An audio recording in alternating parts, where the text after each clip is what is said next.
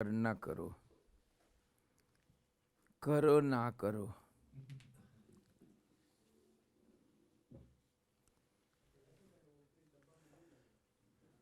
हरि ओम श्री गणेशाय नमः।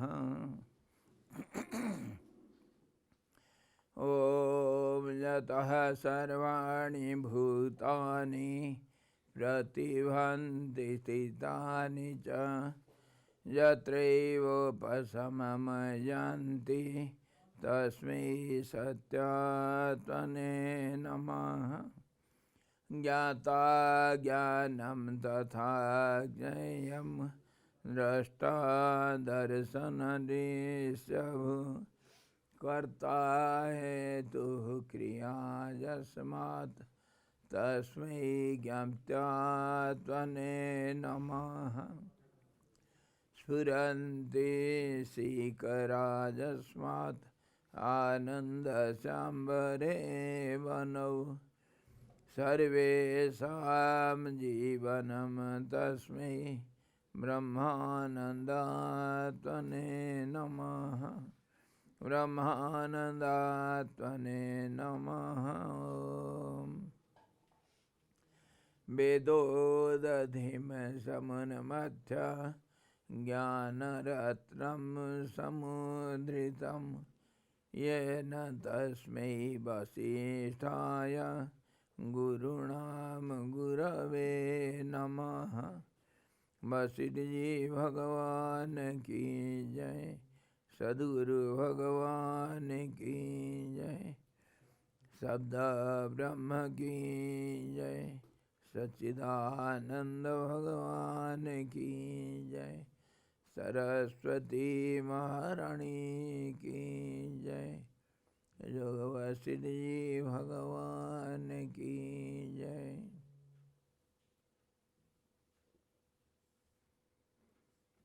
हरि ओम।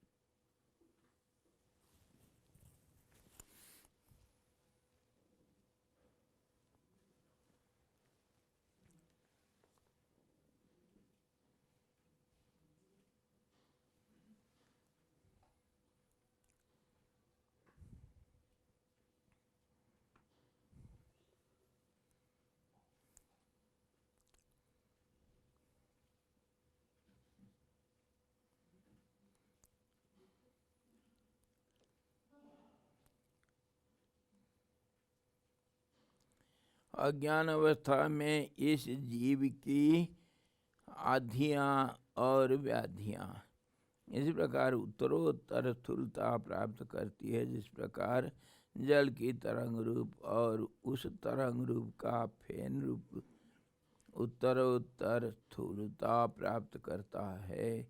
आधि व्याधि हमारा विचार था। आधि और व्याधि और आधि का आधि में हम थे। आधि की आधि उसको पूरा करेंगे। आधि मानसिक बीमारियां कितने हैं। मन खुद एक बीमारी है। Mind itself is a disease.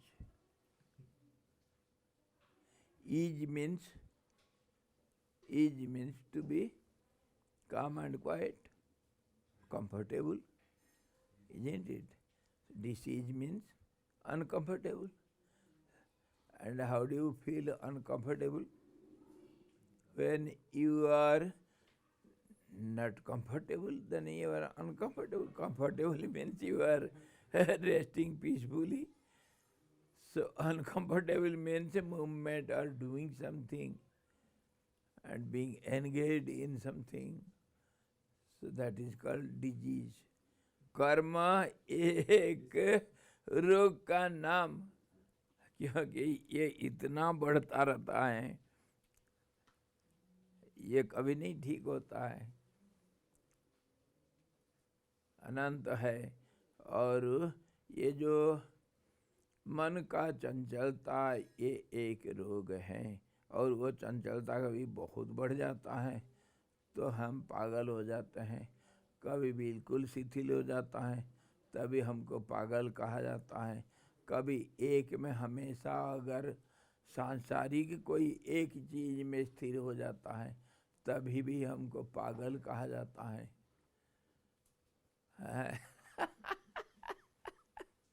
हर किस्म से मन ही पागलपना का कारण होता है।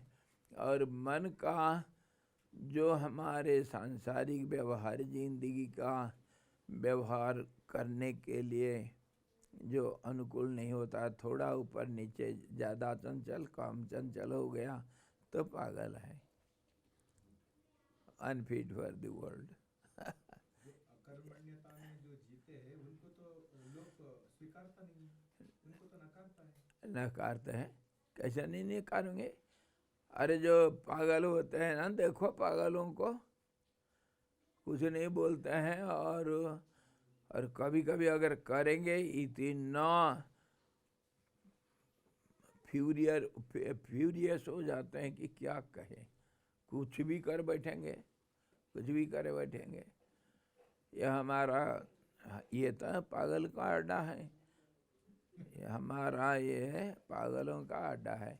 और जितनी पागल कितने पागल आते हैं इधर, सब हमारे दोस्त हैं।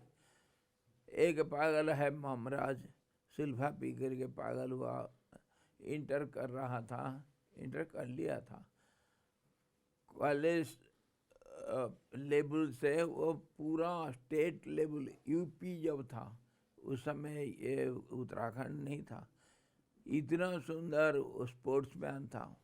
गणित में बचपन से मेरे पास ही पढ़ता था, मेरे मुँह से सवाल नहीं पूरा हुआ कि उसका उत्तर आएगा, इतना दिमाग वाला। और सुल्फा पी पी करके पागल बैठे रहेगा, बैठे रहेगा ऐसे ही करके। और फिर उसको उसी कपड़े में टट्टी कर लेगा, उसी में पेशाब कर लेगा, जानबूझ करके उसको होश है, पैसा पेशाब हो रहा। और उसको कभी पकड़ पकड़ के हम लाते हैं और उसको कपड़ा उपड़ा फेंकते हैं, आग लगा देते हैं, फिर नया कपड़ा पहनाते हैं, उसको मुंडन कर लेते हैं, यही बीजू हमारे। उसको नला धुला करके नया कपड़ा पहना करके फिर छोड़ देते हैं, फिर ये 10-15 दिन में वही हालत कपड़ों का। हमारे शनि महाराज आते हैं, पढ़ा लिखा लड़का सिल्फा पी करके हो गया पागल, ये तो बोलता है, उसका वही है 500 रुपया दे दो, आज 5000 दे दो, छोड़ो दे दो। अरे क्या करोगे पैसा? वही तो मैं सोच रहा हूँ। वही सोच रहा हूँ। 2-3 बार पूछोगे तो कहेगा मैं चला जाऊंगा, गंगोत्री चला जाऊंगा। क्यों चले जाओगे? चले जाऊंगा, फिर नहीं आऊंगा। हाँ, कुछ को कुछ वक्त देना। और एक हमारे स्वामी जी पागल हुए थे गंगोत्री। गंगोत्री तो पागलों का अड्डा है, centre of origin of mad people. हर साल 1-2 पागल होते हैं उधर। वो क्या करेंगे, वो ठंड में दरवाज़ा बंद करके अंदर बैठे रहेंगे, और जिसको सुल्फा पीना है तो ठंडा उंडा कुछ नहीं लगता, पीते रहो, और धुआं धुआं अंदर अंदर। आग तो जलाना पड़ेगा, बिजली नहीं, हीटर नहीं जल सकता है, आग जलाना पड़ेगा। और वो आग से धुआं से टट्टी पेशाब सब उसके अंदर।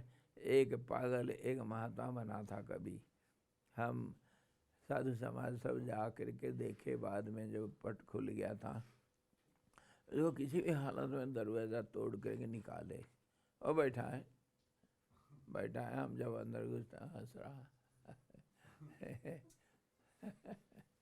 चारों तरफ क्या कर रखा है, वो दीवारें पे टट्टी जो करता है उसको फेंकता है, और जैसे कंडी बनाते हैं ना गोबर का, ऐसा सब लगा हुआ है चारों तरफ, खुशबू निकल रहा है। उसके अंदर वो बैठा है ठाड़ से। कितना पागल। एक स्वामी जी थे हमारे, बहुत बहुत अच्छे विद्वान भी थे सब कुछ, और वहीं रहते रहते शीतकाल में रहने से फिर एक बार हो गए पागल। तो वो आएंगे, स्वामी जी कभी कभी बुलाते थे उनको कुछ देने के लिए।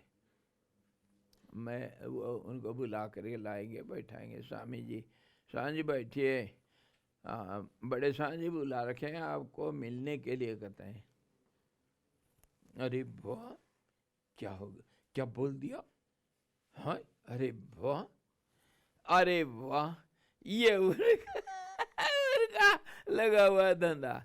स्वामी जी थोड़ा सा चाय पिएंगे, बनाओ, बढ़िया तुलसी अदरक डाल करके बनाऊंगा, पिएंगे।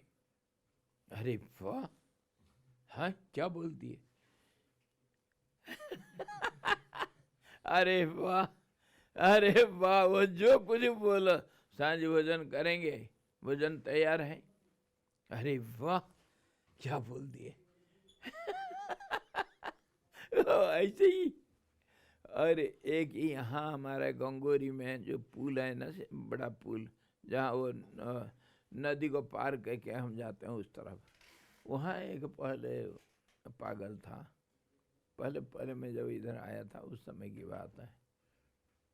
वो क्या, बहुत अच्छा लड़का था, पागल होएगा और क्या करेगा, चलते रहेगा।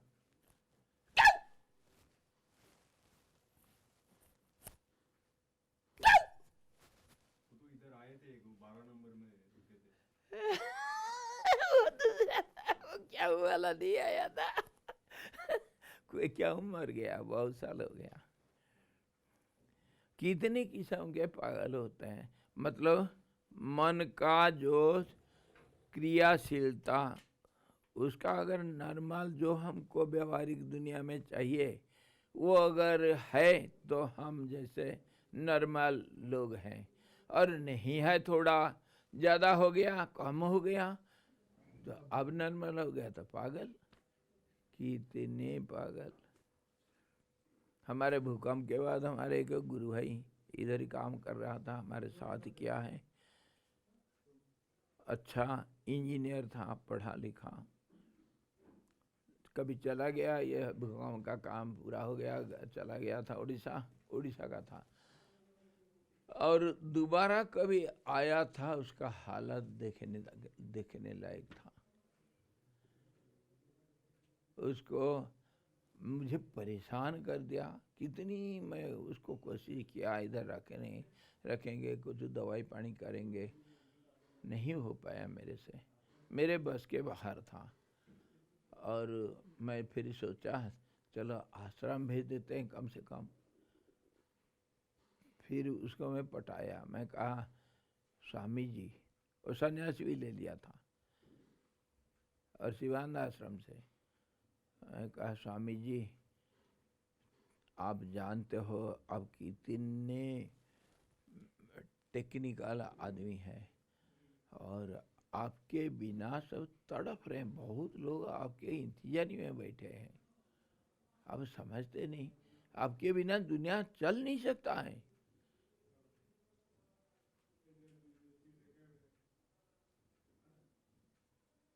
ऐसा करेगा, आप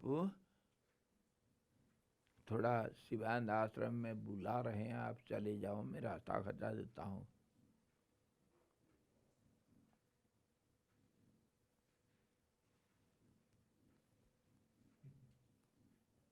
ऐसा करेगा। फिर मैं क्या किया, उसको 200 रुपया का एक नोट पकड़ाया। मैं कहा चलो आपको टिकट खरीद लेते हैं, बैठा देते हैं बस में, ये 200 रुपया रखो, और रास्ता में नाश्ता पानी कुछ भोजन पानी करना है। वो 200 रुपया लिया,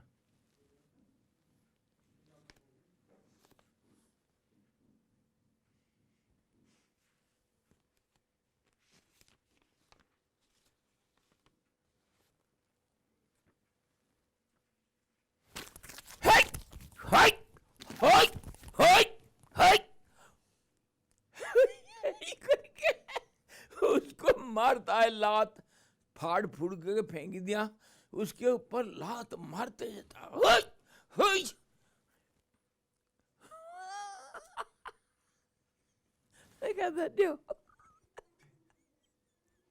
अरे भाई कुछ नहीं किया। एक दिन आधा रात जा करके पहुंच गया वो मिलिट्री कैंप के उधर गंगोरी नीचे। आधा रात जाकर पहुंचा, तुम मुझे क्यों बुलाया था? कोई चौकीदार उधर थे सेंट्री, तो उसको जाकर के धमका रहा था, तुम बुलाया था, मैं अंदर जाऊंगा। क्यों बुलाया था मुझे? क्या क्या करता था। किसी भी हालत में उससे निर्यात मिला। कितने आते हैं इधर। लखनऊ का एक आया था, उसको नींद नहीं आती है, वकील था, वकील है, कुछ हो गया दिमाग खराब, नींद नहीं आती, उसको पंचकर्म वगैरह सिरोधरा वगैरह कितना करवाए, उसको नींद लाने के लिए कभी कुछ गोली वगैरह देते थे, और फिर रात को दही खिलाना, सिर धुलाना।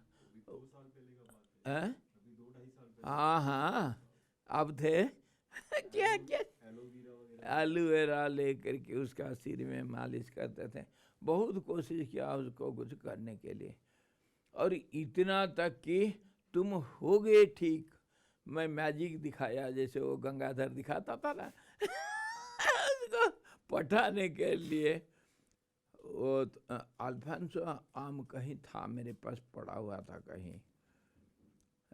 एक बार एक अल्फांसो आम रख दिया इधर, गुरुदेव वहाँ थोड़ा ढक करके कुछ ऐसे ही कुछ किया, मेरे को ठीक से याद नहीं आ रहा है। उसको धोखा दे करके थोड़ा मतलब विश्वास लाने के लिए मैं कहा आज शाम को मुझे गुरुदेव बोले हैं, उनका आशीर्वाद आपके ऊपर है। वो इधर आया था, कोई साधु महात्मा मेरे से ठीक कर देंगे करके, वो होश भी था।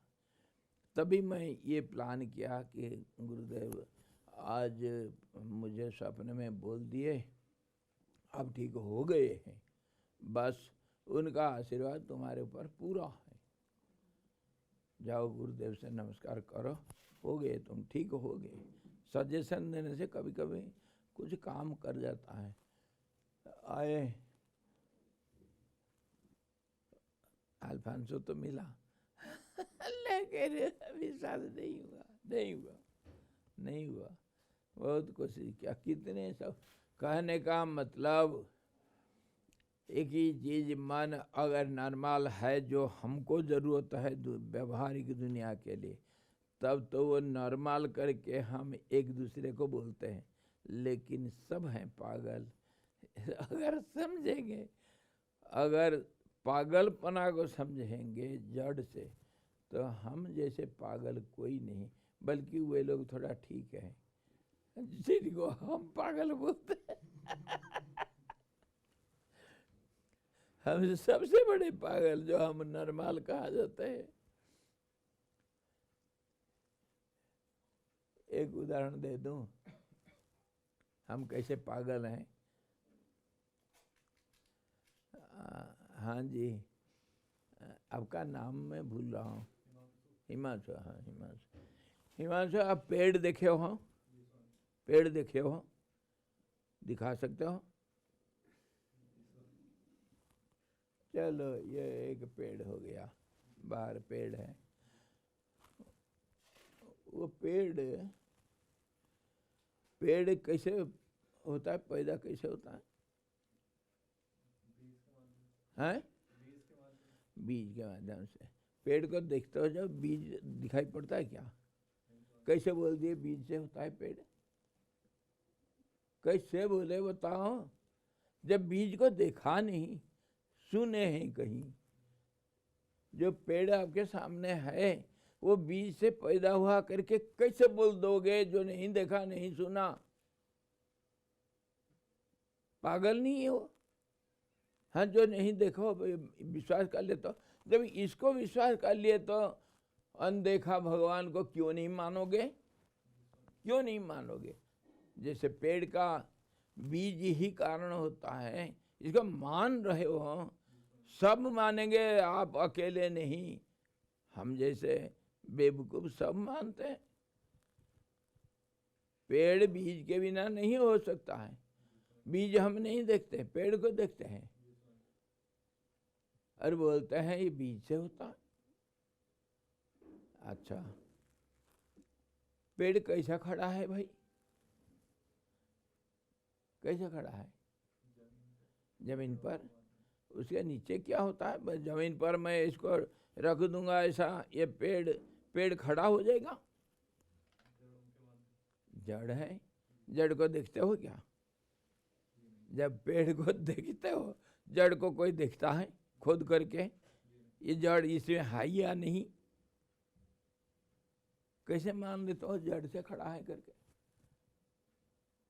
जब मिट्टी से ढका हुआ दिखता नहीं, कोई नहीं देखता है, और मान लेते हैं हाँ भाई जड़ है नीचे। अनदेखा, अनसुना, अनजाना सबको हम मान लेते हैं, तो पागल नहीं? और जब भगवान के बारे में कोई बोल दिया भगवान दिखाई नहीं देता है इसे आँख से, सबके पीछे छिपा हुआ है, संसार रूपी वृक्ष का वो जड़ है, सबका आधार है, आदि बीज हैं, ऐसा अगर हम कहते हैं, बकवास करते हैं, हाँ बड़ा भगवान वाले बड़े भगत बन जाते हैं, बड़े पढ़े लिखे हो जाते हैं, हम सब अंधे हैं। हाँ, क्या क्या नहीं कर ये सब मानसिक रोग है, सब मानसिक रोग से पीड़ित हैं। जिसको हम नॉर्मल कहेंगे अथवा जिसको हम अब नॉर्मल कहेंगे, कुछ भी कहो अब। दीवाना मुझे जग कहा, मैं समझू जग दीवाना रे। दुनिया हमको, मेरे को कहा दीवाना, अरे मैं कहा दुनिया को दीवाना। यही तो है। पागल को हम कहते हैं पागल, वो कहता है ये देखो किसे पागल। और महात्मा लोग तो पागल हो ही जाते हैं, हो ही जाते हैं। वो पागल क्यों हम कहते हैं कि एक बार जैसे संसार के लोग ये आसक्ति, ममता रूपी, मोह रूपी मदिरा पा करके मतवाला होते हैं, महात्मा लोग जो सूक्ष्म दृष्टा होते हैं, वे लोग वो परमात्मा का जो रस चख करके ऐसा पागल होते हैं, दुनिया उनके लिए कुछ को कुछ पर बैठते हैं। कोई महात्मा तो पागल के आप ही व्यवहार करते हैं, कोई बैठा है तो बैठा है, कोई वो चल रहा है तो चल रहा है। पागल महात्माओं का कहानी सुनो। बम्बे में कौन हमारे बम्बे वाले पान दुकान वाले निसर्ग दत्त जी, एक किस्म के पागल है। अब नॉर्मली व्यवहार करते हैं और बोलेंगे जब, अरे क्या गहरी बात बोलेंगे। और कोई एक था पागल महात्मा गुजरात में, वो जाएगा, चल रहा है तो चल रहा है, खाया तो खाया, नहीं तो नहीं खाया तो नहीं खाया, दिनों बीत गया, कोई परवाह ही नहीं। कोई दे दिया तो खा लिया। जा कर के किसी पान दुकान में बैठ जाएगा, ला पान लगाओ, तो पान लगाएगा, लगाते जाओ, 20-25 पान इकट्ठे, सारा इकट्ठा करेगा, खाते जाएगा, सारा बीड़ी पिलाएगा, हमारा पी लो, 2-3 बंडल ले लेगा, एक बंडल एक ही बार में पीते रहेगा। क्या क्या करते हैं।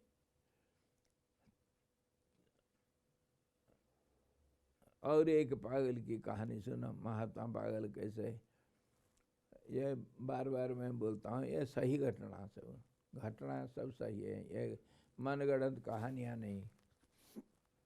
पागल कैसे, मानसिक रोगी किसको कहेंगे हम? और मन ही एक रोग है, वो थोड़ा इधर उधर होने से एक दूसरे को रोगी कहते हैं, पागल कहते हैं। एक पागल कोई था गुजरात में, हमारे एक जान पहचान के बड़े विद्वान, बड़े फक्कड़ महात्मा, मोहम्मदाबाद में रहते थे, यहाँ भी आया करते थे।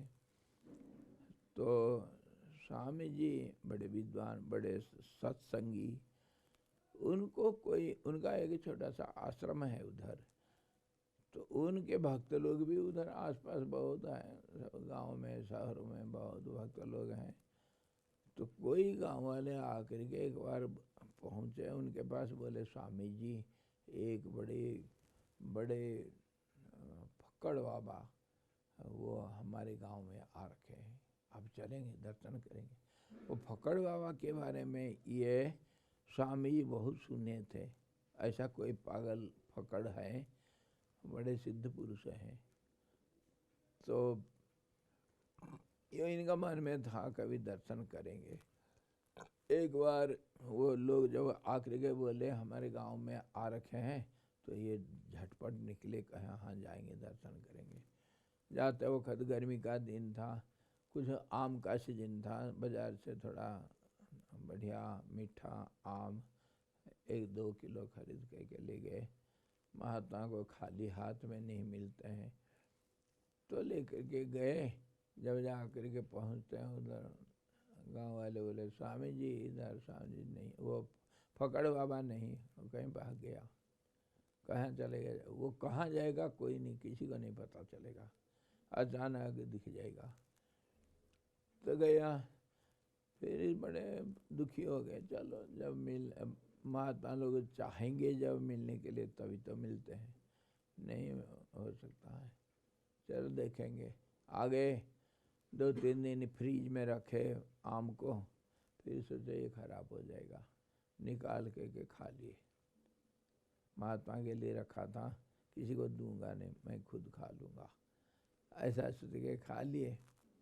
फिर 15-20 रोज, महीना भर के बाद एक दिन दूसरे किसी गांव से कोई लोग आकर गए, स्वामी जी हमारे गांव में आ रखा है वो फकड़ बाबा, जाएंगे? हाँ जाएंगे भाई।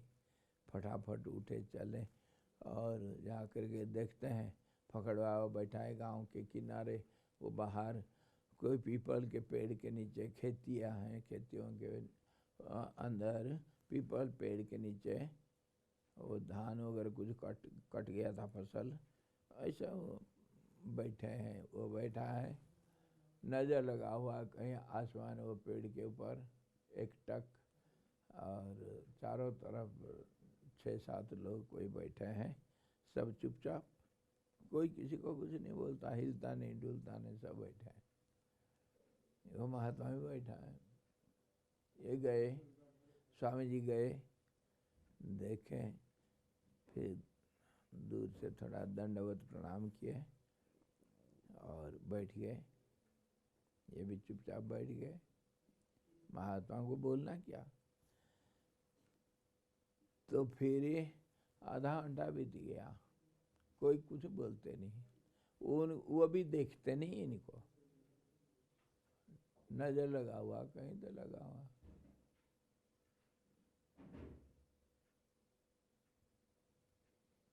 आधा घंटा के बाद स्वामी जी हमारे सोचे चलो दर्शन तो हो गया, धन्य हो गया मैं, अब चलेंगे करके फिर दंडवत प्रणाम करते हैं और फिर बोलते हैं महाराज बड़ी कृपा, आपका दर्शन हो गया, अब आशीर्वाद कीजिए, जाऊंगा वापस। तो नज़र घुमाया, देख करके मुस्करा करके बोलता है फकड़, मेरा आम खा लिया? कहाँ है मेरा आम? खाली हाथ आ गया? हाय, खूब डांट पड़ा, मेरा आम कहाँ गया?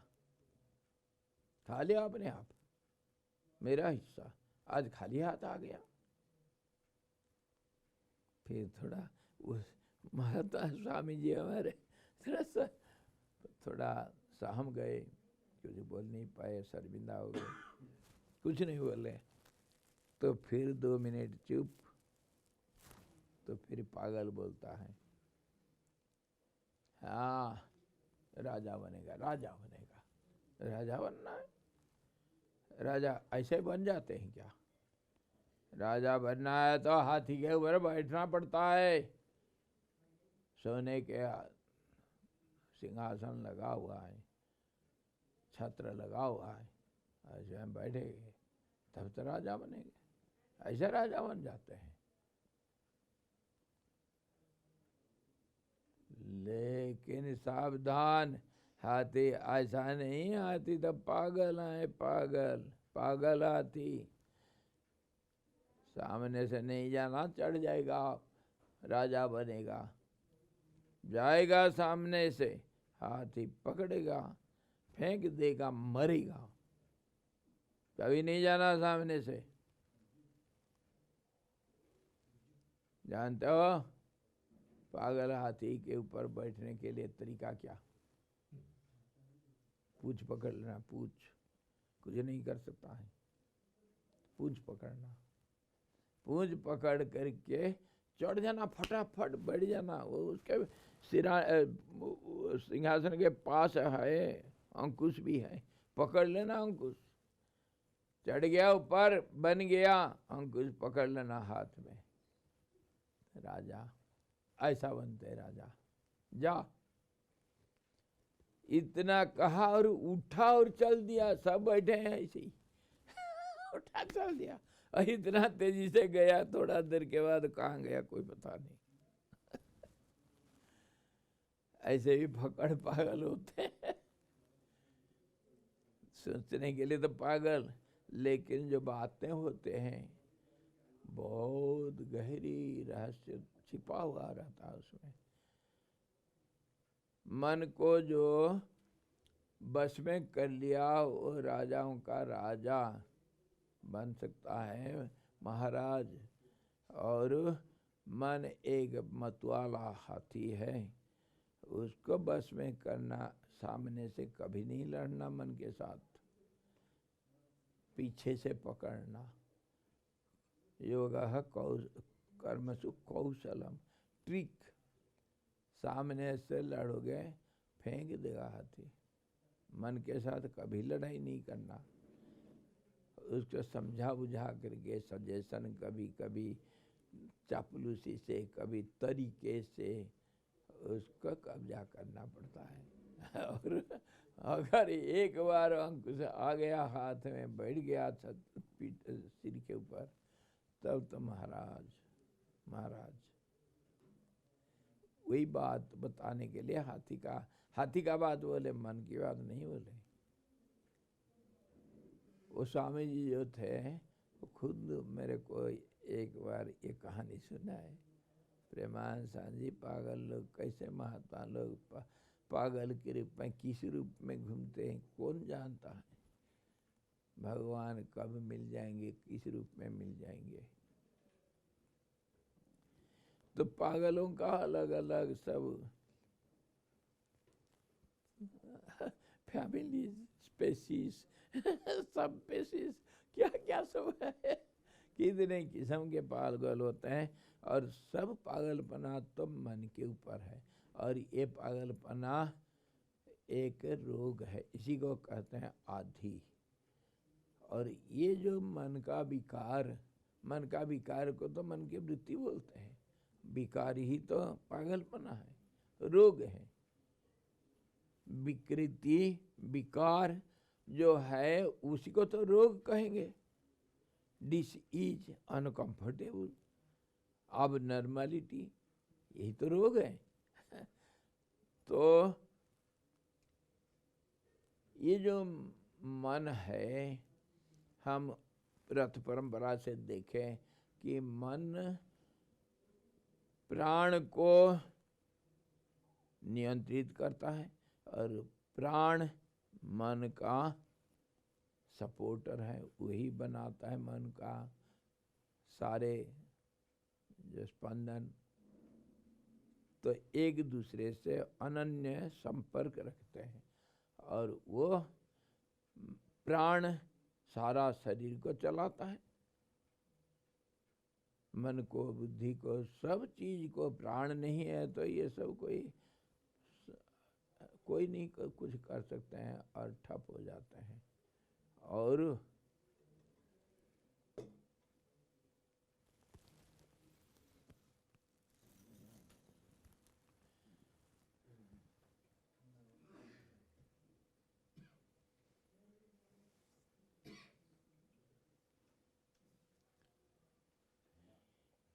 और ये प्राण का संचलन से सारा शरीर का जितनी नस नाड़ियों का एक जाल बिछा हुआ है वो सारे संचालित होते हैं। प्राण नहीं है तो शरीर मुर्दा, कोई काम नहीं कर सकता है।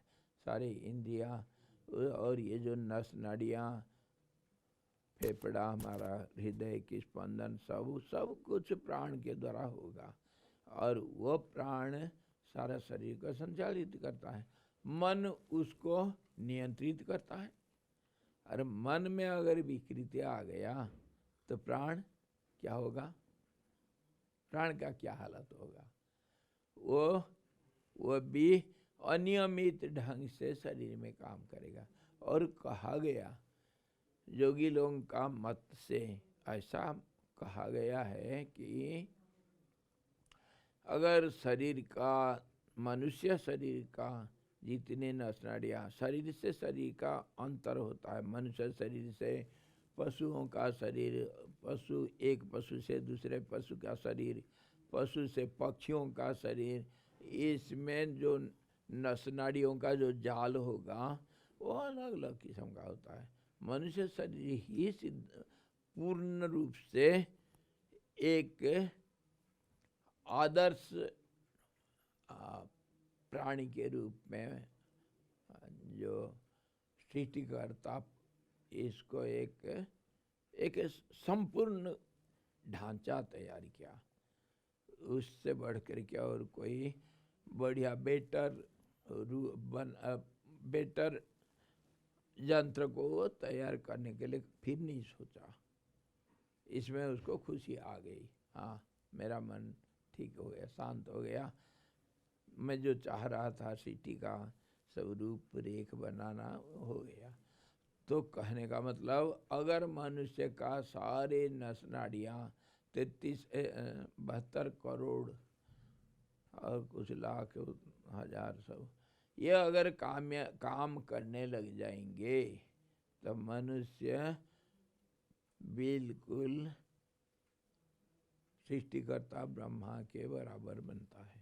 इसीलिए वो खुश हो गया, ठीक मेरा प्रतिरूप में बना दिया। तभी तो कहते हैं जत पिंडांडे तत् ब्रह्मांडे। जो ब्रह्मा का स्वरूप है मनुष्य का शरीर का स्वरूप ऐसे ही बनाया गया। लेकिन ये सब काम नहीं करते हैं। हमारे बहुत सारे नस नाड़ियाँ सुप्त अवस्था में पड़े रहते हैं और योगी लोग इसको जगा करके, और उनका केंद्र कहाँ कहाँ, जैसे कुंडलिनी योग और दूसरा योगों में जो शास्त्र में सब बताया गया, सेंटर्स, चक्र, हाँ चक्र, मूलाधार, अधिष्ठान, फिर क्या मणिपुर, अनाहत इत्यादि। तो ये चक्र क्या होता है? ये नस नाड़ियों का एक केंद्र होगा जहाँ से प्राण ये नस नाड़ियों को संचालित करेगा। और ये अगर सारे कामयाब हो गए तो जब प्राण इसको कामयाब करने के बाद मस्तिष्क को पूर्ण रूप से कामयाब करेगा, सहस्रार जब पूर्ण रूप से संचालित होगा तो सारे ब्रह्मांड का ज्ञान, शक्ति, सब कुछ तुम्हारे हाथ मुट्ठी में। इसलिए जोगी लोग करते हैं क्या क्या मेरा कुंडलिनी कहाँ तक आया स्वामी जी, थोड़ा दिखिए तो। कहीं चींटी जब चढ़ गया ना पिठी में, कहीं खुजली कर रहा है, स्वामी जी मेरा कुंडलिनी तो जग गया पर ऊपर नहीं उठता है, क्या करूं? ऐसे भी होता है।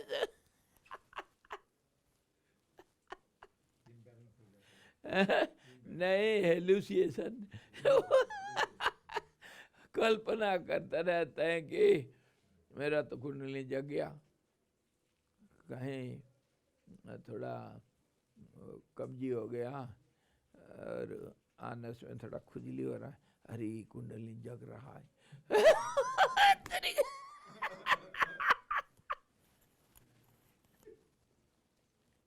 ये मैं खाली मनगढ़ंत नहीं करा भाई, कैसे लोग आते हैं मेरे पास, कोई मेरे को बोले स्वामी जी, मैं कोई आकर के मेरे को जबरदस्ती कहीं ले करके एक कहीं चटाई बिछा करके बैठा दिया उसके घर जहाँ रह रहा था, स्वामी जी अब थोड़ा इधर बैठो। मैं कहा क्यों ये बैठा रहा है, क्या करना है? स्वामी जी थोड़ा आंख बंद करो, ध्यान करो। ये मेरे को ऑर्डर देता है ध्यान करो करके। मैं बैठा, चलो आंख बंद कर दो, ध्यान हो चाहे कुछ हो। आंख बंद कर दिया तो फिर ही कहता है स्वामी जी थोड़ा आप देखिए, आप तो सर्वज्ञ हैं, सर्वद्रष्टा हैं, थोड़ा मेरा कुंडलिनी कहाँ तक गया, कहाँ तक, बड़ा सीरियसली बोल रहा है। हाँ, पहले दंडवत प्रणाम किया और फिर बड़ा सीरियसली बोल रहा है, स्वामी जी थोड़ा देखे ना ये कहाँ तक पहुँचा, आगे नहीं जा पा रहा है, क्या करूं मैं, थोड़ा आप देख लीजिए। मैं हंसी को किसी भी हालत में रोका, मैं क्या हंस पड़ूंगा, तो फिर ये इसका एक अंधविश्वास है, चलो उसका विश्वास उसको कभी कुछ रास्ता दिखाएगा, मैं क्या कहूँ, मैं कुछ बोलूँगा तो ये तो मानेगा नहीं, इसका कुंडली उठा हुआ है। ये तो सोएगा नहीं फिर क्या करूं। मैं उसको बोला देखो, थोड़ा देर के बाद आँख खोला, वो बैठा है, स्वामी जी क्या देखे? मैं कहा हाँ वो वहाँ रुका हुआ है, लगे रहो इंडिया, लगे रहो, समय आने पर होगा। मैं ये कहा समय आने पर आगे बढ़ेगा, लगे रहो, कुछ हो गया है, लगे रहो, समय आएगा जब हो जाएगा। मैं देख लिया, बिल्कुल रुका हुआ है, लगे रहो, समय आएगा। हाँ, गुरु जी का जब दया होगी ना तब हो जाएगा। तो ऐसा सब आते हैं कुंडलिनी वाले। तो ये सब हमारा शास्त्र का कहना है। और ये जो जैसे मतलब योगियों का कहना है कि अगर शरीर का सारे नस नाड़ियाँ काम करेंगे तो मनुष्य देवता से बढ़ कर के होता है, देवताओं को भी कंट्रोल कर सकता है। इतना सुंदर यंत्र को बनाया ब्रह्मा ने मन से, बड़ा भारी विश्वकर्मा नाम, तभी तो बड़ा भारी इंजीनियर है, सारे इंजीनियरों को जो बुद्धि देता है। तो यह मन का स्थिति और प्राण को मन कैसे संचालित नियंत्रित करता है, और प्राण अगर पूर्ण रूप से काम करेगा तो मनुष्य निरोग है, निरोगी है। उसको कहते हैं असली नॉर्मालिटी। और नहीं हुआ तो सब अब नॉर्मल, सब रोगी हैं, सब रोगी हैं, क्योंकि सारे तो काम करते नहीं। मेरा एक हाथ काम करता है, हाँ जी मधुसूदन जी अब रोगी हैं या भोगी हैं? मैं रोगी नहीं हूँ। नहीं है? नहीं हूँ। और आप लेंगड़ा आकर के क्यों चल रहे हैं? थोड़ा चल चल के सुस्ती। नहीं नहीं, आपको एक स्ट्राइक हुआ था ना। हाँ। हाँ तो फिर सीधा सीधा बात करो। तो उसका हुआ क्या, जब स्ट्राइक होता है क्या, वो नस नाड़ियाँ बेकार हो जाते हैं, काम नहीं करते हैं, सो जाते हैं। वो पैरालिसिस इसी को तो कहते हैं। सब हम रोगी हैं, कुछ ना कुछ होता है।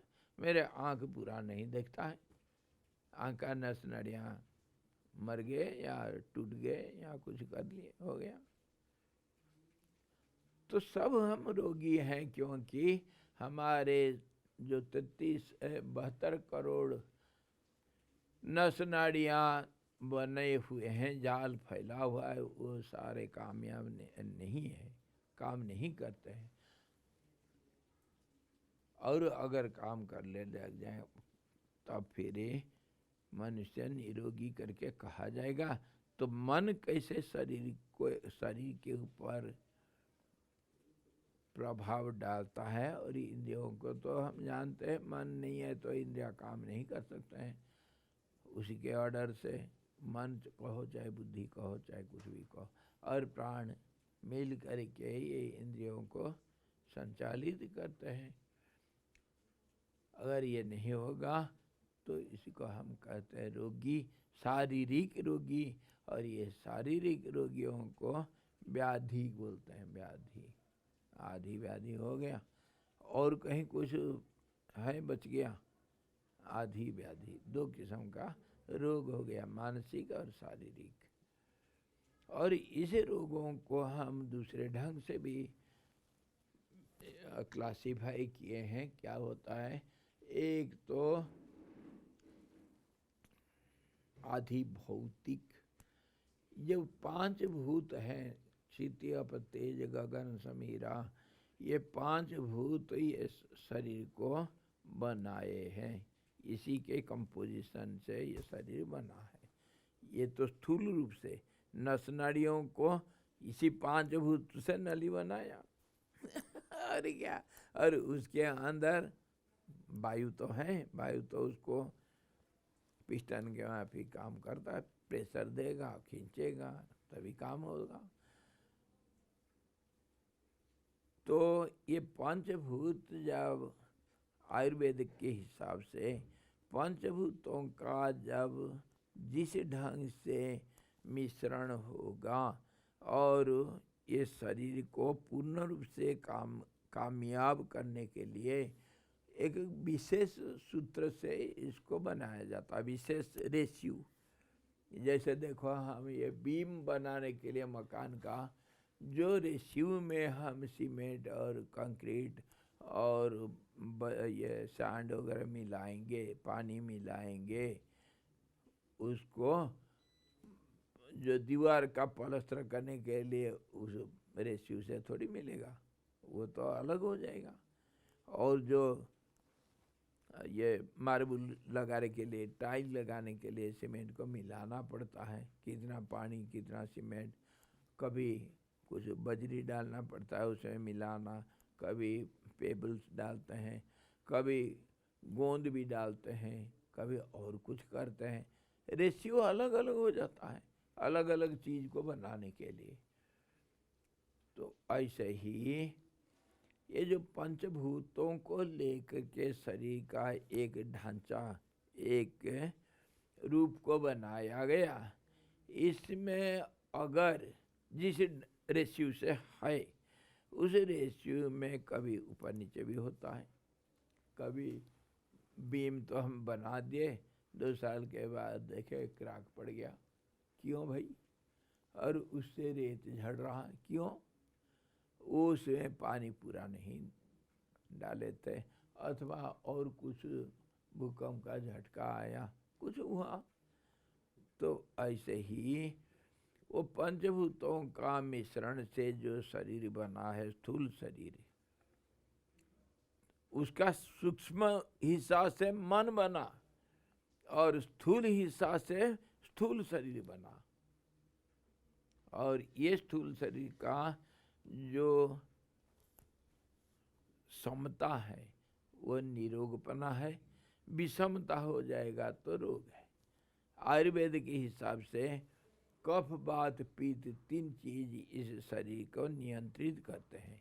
और वो तीनों में जब जो हमको चाहिए जिस रेशियो से, समता अगर उस रेशियो में है तब तो शरीर निरोग है, कोई शारीरिक क्रिया करने में कोई दिक्कत नहीं होती है। और जब उसमें विषमता, कफ ज़्यादा पित्त कम हो गया, पित्त ज़्यादा कफ कम हो गया, ये जब विषमता आ जाता है तो फिर शरीर में क्रिया ठीक ढंग से नहीं होता है। कभी किसी का सिर दर्द हो गया और किसी का पेट दर्द हो रहा है, कभी मुँह से उल्टी आ रहा है, कभी कुछ बात पीत कफों का अगर विषमता आ गया, ये आयुर्वेदिक हिसाब से। योगियों का हिसाब से प्राण में, प्राण का हिस्सा अलग अलग हो करके शरीर का अलग अलग हिस्सा में उनको काम करने के लिए दिया गया है। प्राण को 10 हिस्सा किए और मुख्यतः 5 हिस्सा बताए, और उसको अलग अलग हिस्सा को अलग अलग काम में लगाए गए। मान लो प्राण अपान हुआ, प्राण हुआ, तो प्राण ऊपर का जो नाभि के ऊपर उसका राज है, और इसमें वो जो कुछ काम करेगा उसको सब ऊपर उठाने का काम करेगा। और नाभि के नीचे अपान रह गया, उसके नीचे उसका काम करने का क्षेत्र है, और वह नीचे को डालेगा। नीचे को डालना मतलब ही ऊपर को डालना है। नीचे डालना मतलब प्रेशर डाल करके बाहर फेंकेगा, ये नीचे डालना होता है।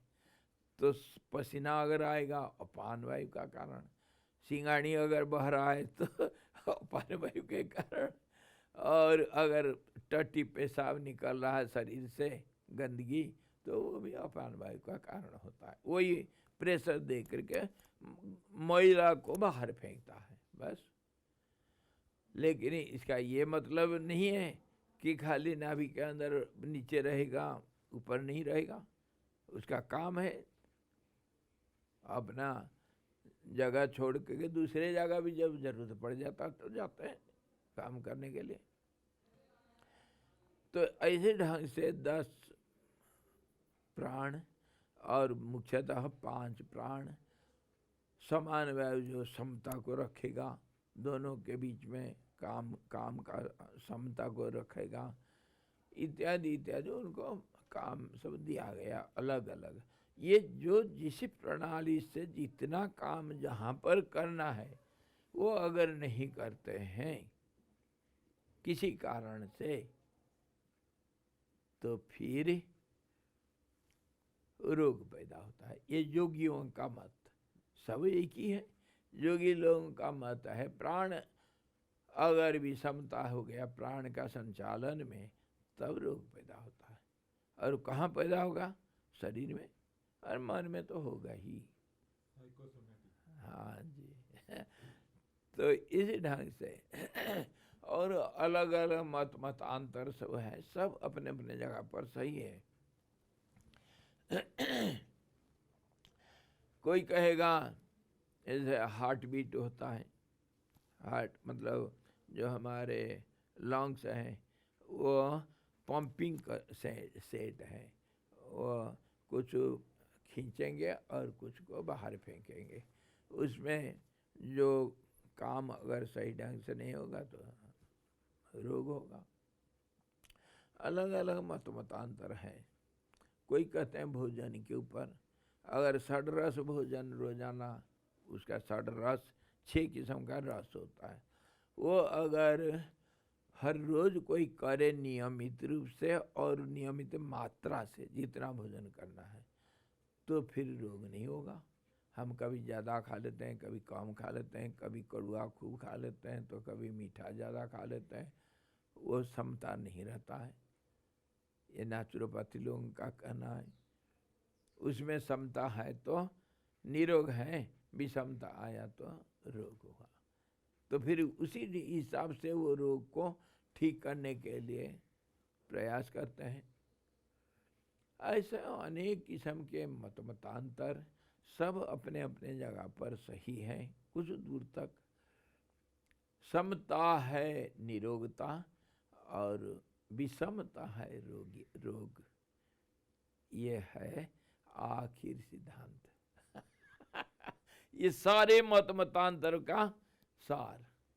समता है निरोग पना और विषमता है रोग, चाहे मन में हो, चाहे शरीर में हो, चाहे खून में हो, चाहे प्राण में हो, चाहे कैसे भी हो, जहां पर भी हो। इसीलिए हमारे जो जीवन शैली, हमारा डेली रूटीन को नियमित रूप से करने के लिए स्वास्थ्य रक्षा नियम कहता है। खाना है टाइम पर खाना, कभी सुबह तो पेट भर के खा लिया चल दिया, कहीं शाम को आया भोजन किया, कभी तो दोपहर को 1 बजे भोजन कर लिया, कभी तो 5 बजे भोजन किया, शाम को भोजन भूख नहीं लगता, अरे हो गया, ऐसा में रोग होता है। तो हर चीज में समता, निरोगपना और विषमता अगर होगा, खाना पीना, बैठना उठना, चलना बोलना, जो कुछ भी हम व्यवहार करते हैं और जिस ढंग से होता है वो, उसमें अगर समता रहा, नियमितता रहा, इसीलिए तो कहा गया जम नियम का अभ्यास करने के लिए योग सूत्र में, उसमें है कि नियमितता लाना चाहिए। नियमितता रहा तो फिर निरोगता रहा, और बेनियम हो गया, नियम का टूट फूट गया तो रोग हुआ। और सामाजिक हिसाब से हमारा नियम कानून का पालन हुआ तो सुख शांति है समाज में, और अगर पालन नहीं हुआ, संविधान का उल्लंघन हुआ, दंड के लायक होगा। इसी ढंग से आधि व्याधि 2 किस्म का जो रोग कहा गया वो, हाँ चाय जो होगा तभी चाय पियेंगे। ये आधि व्याधियाँ उस प्रकार उत्तरोत्तर स्थूलता प्राप्त करती हैं, जैसे जल में छोटे छोटे जो तरंगे, उनको हम कहते हैं उर्मी, बाल के बराबर इतनी बारीक जो लहरें होते हैं, वो फिर कभी बड़े बड़े ज्वार भट्टा का रूप ले लेते हैं। तो रोग ऐसा ही है, और ये रोग शरीर का विषमता से होता है, और ये जीव का अज्ञानता के कारण है। अज्ञान इसका मूल कारण है। सारे रोगों का जड़ विषमता, और विषमता का जड़ अज्ञान। अब आया समझ में। और ये अज्ञान क्या है? चिति महारानी है भगवान। अज्ञान, अविद्या, भ्रम, ये सब उसी का नाम है। अगर अगर कोई रोगी है, हाँ जी, और वो डॉक्टर के पास डॉक्टर ने से बोला ये ले लो मेडिसिन, और वो कहता है कि नहीं मैं एलोपैथिक मेडिसिन नहीं खाऊंगा, मैं सिर्फ होम्योपैथिक मेडिसिन लेता हूँ, जी, और वो ठीक नहीं हो रहा है, तो क्या वो ज्ञानी है कि अज्ञानी है?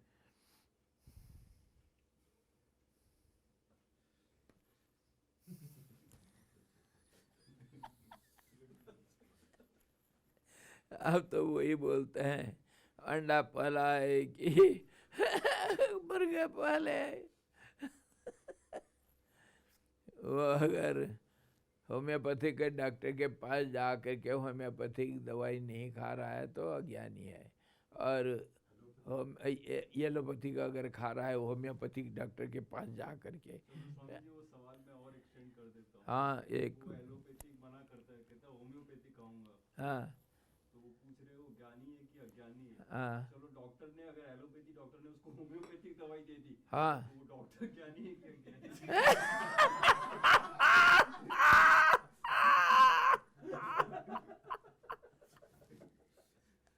हाय रे विधाता।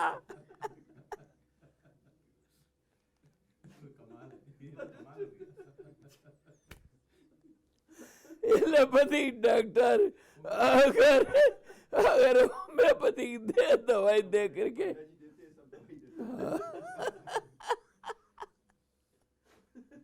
वो डॉक्टर क्या होगा?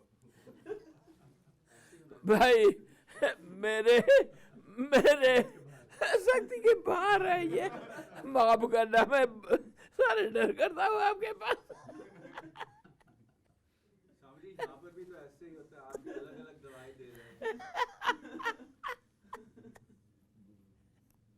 हे हरि, हे भगवान बचाओ। ऑनलाइन ऑडियंस भी स्पीचलेस हो गया।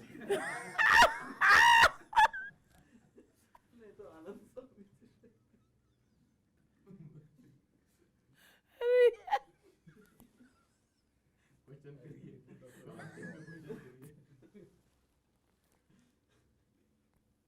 स्वामी एक जोक बोल देता हूँ, आप चाय पी रहे फटाफट। वही तो हो रहा है, मैं पी नहीं पा रहा हूँ। ये टी ब्रेक भाई, आप लोग भी थोड़ा थोड़ा पी लो छिपा छिपा करके। अरे यार चलो आगे बढ़ते हैं। हाँ जो क्या हुआ? वो आप बोल रहे समता रहने से जो है आयु बढ़ता है और हाँ। आदमी जो है स्वस्थ रहता है। सरदार का 200 साल का उम्र हो गया, सब मीडिया वाले इंटरव्यू लेने पहुंच गए। अरे 200 साल हो गया, सरदार जी को पूछा आप कैसे 200 साल तक स्वस्थ है? तो बोला मैं बिल्कुल नियम के हिसाब से चलता हूँ, षड्रस लेता हूँ, वात कफ पित्त सब मेरा कंट्रोल में है, प्राणायाम करता हूँ, सुबह जल्दी उठता हूँ, रात को वक्त से सोता हूँ, शुद्ध आहार शुद्ध विचार। अरे वाह बहुत बढ़िया, सब मीडिया वाले नोट कर रहे हैं। हाँ। तभी दूसरे कमरे से कुछ गिरने का आवाज आया। तो पूछे क्या आवाज है गिरने का? मेरे नहीं लग रहा मेरा दादा शराब पी के अलमारी से टकरा गया। मतलब वो कैसे? वो बोल रहा है मैं नियम शुद्ध आहार, मैं कभी कुछ गलत नहीं किया, खाना पीना सब मेरा बढ़िया। हाँ। 200 उम्र हो गया मेरा, और क्या? उधर गिरने का मेरा दादा शराब वराब पी के अलमारी से टकरा गया। जो मेरे 200 साल से कितना बड़ा होगा, दारू से बचा हुआ है। हे भगवान नहीं समझे। Tubelight The doctor thing was too good, you know. अरे भाई मैं तो 200 साल का हुआ, मेरे दादा कितना उम्र वाला होगा और वो दारू पी के टकरा रहा है, तभी तो इतना उम्र का हुआ। इसको समझना चाहिए ना। परसों हंस लेंगे, याद रखना। हाँ जी। इनका कहना है अज्ञान अवस्था में इस जीव की आधियाँ एवं व्याधियाँ उस प्रकार उत्तरोत्तर स्थूलता प्राप्त करती है जिस प्रकार जल का तरंग रूप और उस तरंग रूप का फेन रूप उत्तरोत्तर स्थूलता को प्राप्त करता है। ये क्यों हम विचार कर रहे हैं? ये जब स्थूलता को प्राप्त करेगा तो वो कारण बनेगा किसका? ये रोग ही कारण बनेगा किसका? बोलो। ये इसको ऊपर हम इतना क्यों चर्चा कर रहे हैं? ये रोग के ऊपर चर्चा करने का क्या मतलब रहा भाई? मैं कहा ना रोग का विचार कर रहे हैं हम, आदि व्याधि के ऊपर। ये अज्ञान स्थूलता का रूप लेता है। आदि व्याधि के जरिया से वो जैसे तरंग, छोटा सा एक तरंग बड़े बड़े ज्वार भट्टा या अनेक फेन बुदबुदों का रूप ले लेता है, ऐसा ही यह अज्ञान अति स्थूलता का रूप ले लेता है। इतने ही ये कहा। ये क्यों कहा बोलो? हम ये रोग व्याधियों का चर्चा करके क्या करेंगे? क्योंकि जब रोग पता चलेगा तो उसके ऊपर सॉल्यूशन क्या है, दवाई क्या है, वो हम समझ पाएंगे। अच्छा। तो रूट कॉज तो समझनी चाहिए। स्वास्थ्य रक्षा आपको चाहिए, स्वास्थ्य रक्षा हो जाएगा मतलब आपका शरीर ठीक रहेगा। शरीर ठीक रहेगा अगर तो क्या होता है? शरीर अगर हमेशा ठीक रहा, रोग नहीं हुआ, तो फिर क्या होगा? शांति और जो भी प्रोडक्टिविटी चाहिए वो प्रोडक्टिविटी में तेज रहते हैं, सक्सेस जो चाहते हैं। ठीक है ठीक है, पर हो गया तो फिर क्या होगा? आप सुस्त सबल 100 साल जी लिए, ठीक है, तो फिर क्या होगा? लाइफ का मतलब तो खाली प्रोग्रेस ही है, तो प्रोग्रेस होना तो प्रोग्रेस तो कर रहे हैं, ठीक है, प्रोग्रेस चलता रहेगा, तो फिर क्या हुआ उसका? आखिर क्या? हम इसको सारे विचार कर रहे हैं ये शरीर का जन्म और मरण को लाने के लिए। जन्म कैसा होता है और मरण क्यों होता है, कैसे होता है, ये बात है। ये जो रोग व्याधि, ये सारे मरण का कारण बनता है, उसको हम विचार कर रहे हैं। हाँ, विचार करते करते ये योग में हमारा पॉइंट छूट गया। हम कर रहे थे वो जो रोगों का दूसरे ढंग से जो हम क्लासिफाई कर रहे थे उसको, वो कर रहे थे कि रोग आधी भौतिक, आधी दैविक और आधी दैविक, आधी भौतिक और आध्यात्मिक, आधी आत्मिक, 3 किस्म का रोग। एक तो ये विषमता को हम तभी विचार कर रहे थे, ये पंचभूतों का शरीर निर्माण का जो रेशियो है, जिस ढंग से ये मिल करके शरीर को बनाए, प्राण और मन को जैसे बनाते हैं ये साधारण, उसमें जो नियम कानून अगर विषम हो गया तो ये शरीर में रोग पैदा होते हैं। उसी को कहते हैं आधि भौतिक, भूत संबंधी विषमता जो हुआ वो रोग को कहेंगे आधि भौतिक रोग। आई समझ में? और उसी के ऊपर हम बात पीत कफ का विचार कर रहे थे उसी संबंध से। तो ये हुआ आधि भौतिक, 5 भूतों का विषमता हुआ तो शरीर में रोग होगा। और फिर आधि दैविक, दैव किसको कहा गया? दैव का अनेक अर्थ में निकालते हैं। दैव मतलब हम इतना यूनिवर्सली हम इसको इतना ले सकते हैं, दैव मतलब all over controller, regulator, controller, जिसको हम नियति कहते हैं। जो संसार अगर मान लो है, दुनिया है, तो उसको कंट्रोल कौन करता है?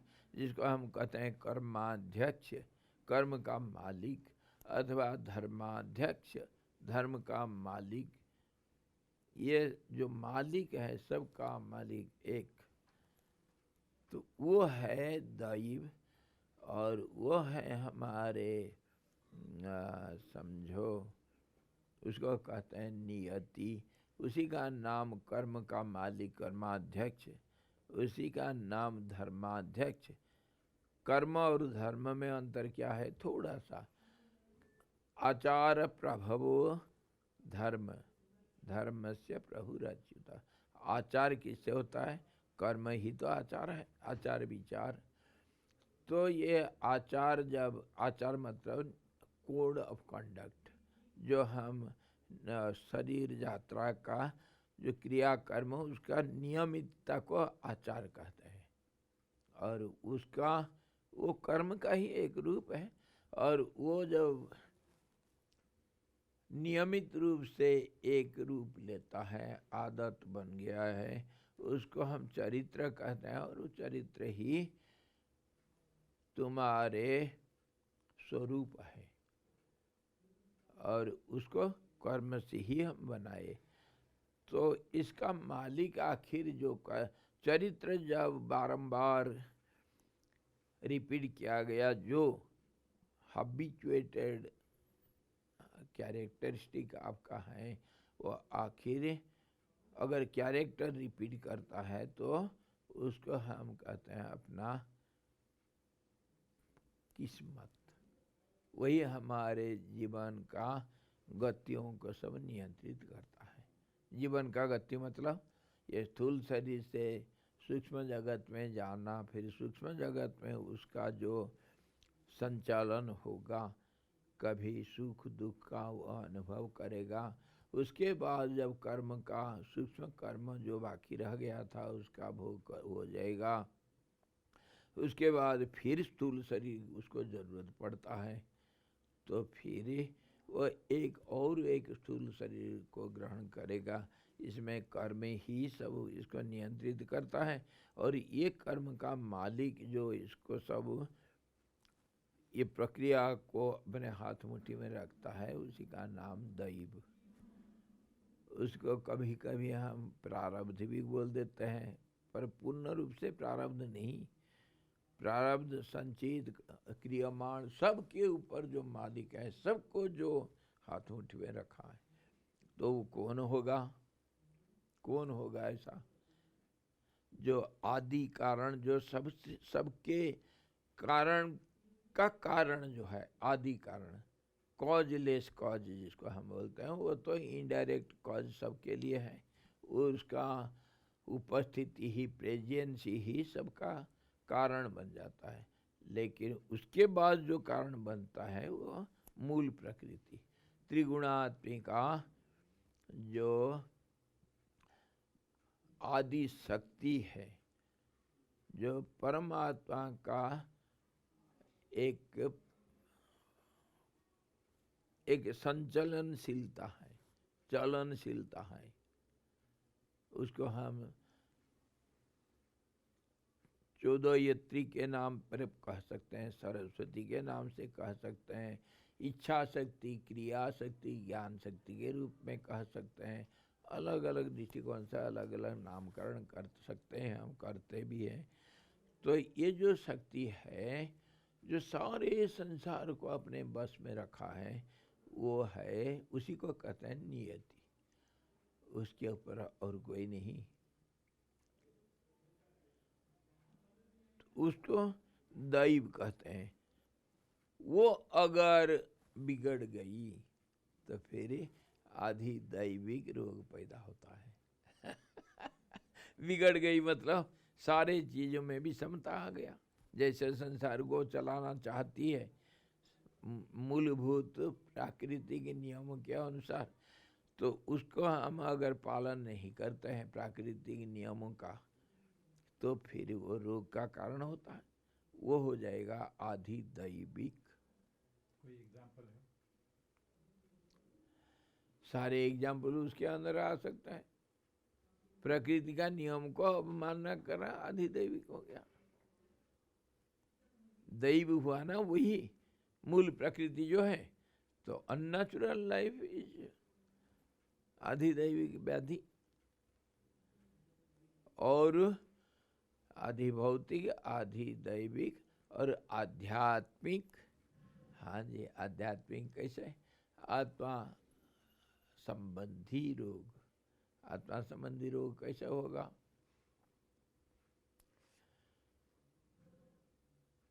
आत्मा किसको कहते हैं उसके ऊपर हम बहुत चर्चा किए हैं पहले। आत्मा केंद्रीय भूत आधार को हम आत्मा कहते हैं। तो जब शरीर को लेंगे तो शरीर का आत्मा होगा इंद्रियां, इंद्रियों को लेंगे तो इंद्रियों का आत्मा होगा मन, मन को मान लिया तो मन को देखेंगे तो मन को, तो उसका आत्मा अदृश्य रूप से मन को संचालित करने वाला बुद्धि हो जाती बुद्धि। ऐसे ही जिसका जो कारण है अथवा जो केंद्रीभूत आधार शक्ति है, तो उसको हम आत्मा मानते हैं। आत्मा बदलते जाएगा। जिसको दो चीज को तुलना करते हैं, तो स्थूलता को छोड़ के जो सूक्ष्म केंद्रीभूत एक आधार शक्ति या जिसको जो धारण करता है, उसको हम आत्मा कहते हैं। स्थूल शरीर को देखने से सूक्ष्म शरीर को आत्मा कहेंगे, और सूक्ष्म शरीर को देखने से लिंग शरीर सबका आत्मा हो जाएगा। इस रूप से आत्मा संबंधी जो विषमता होगा उसको आध्यात्मिक रोग कहते हैं। ये 3 किस्म से रोगों को भी विभाजित करते हैं।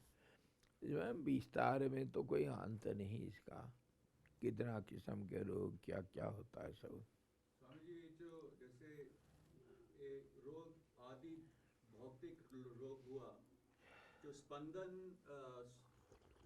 दिख रहा है, उसका अगर उपाय सूक्ष्म स्पंदन से किया जाए तो एकदम नहीं होता है, मैचिंग नहीं होता है एकदम उसी टाइम।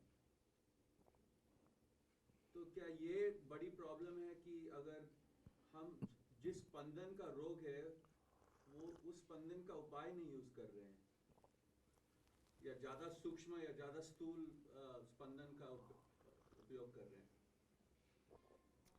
मुझे आपका प्रश्न बिल्कुल समझ में नहीं आया, क्या स्पंदन और रोग?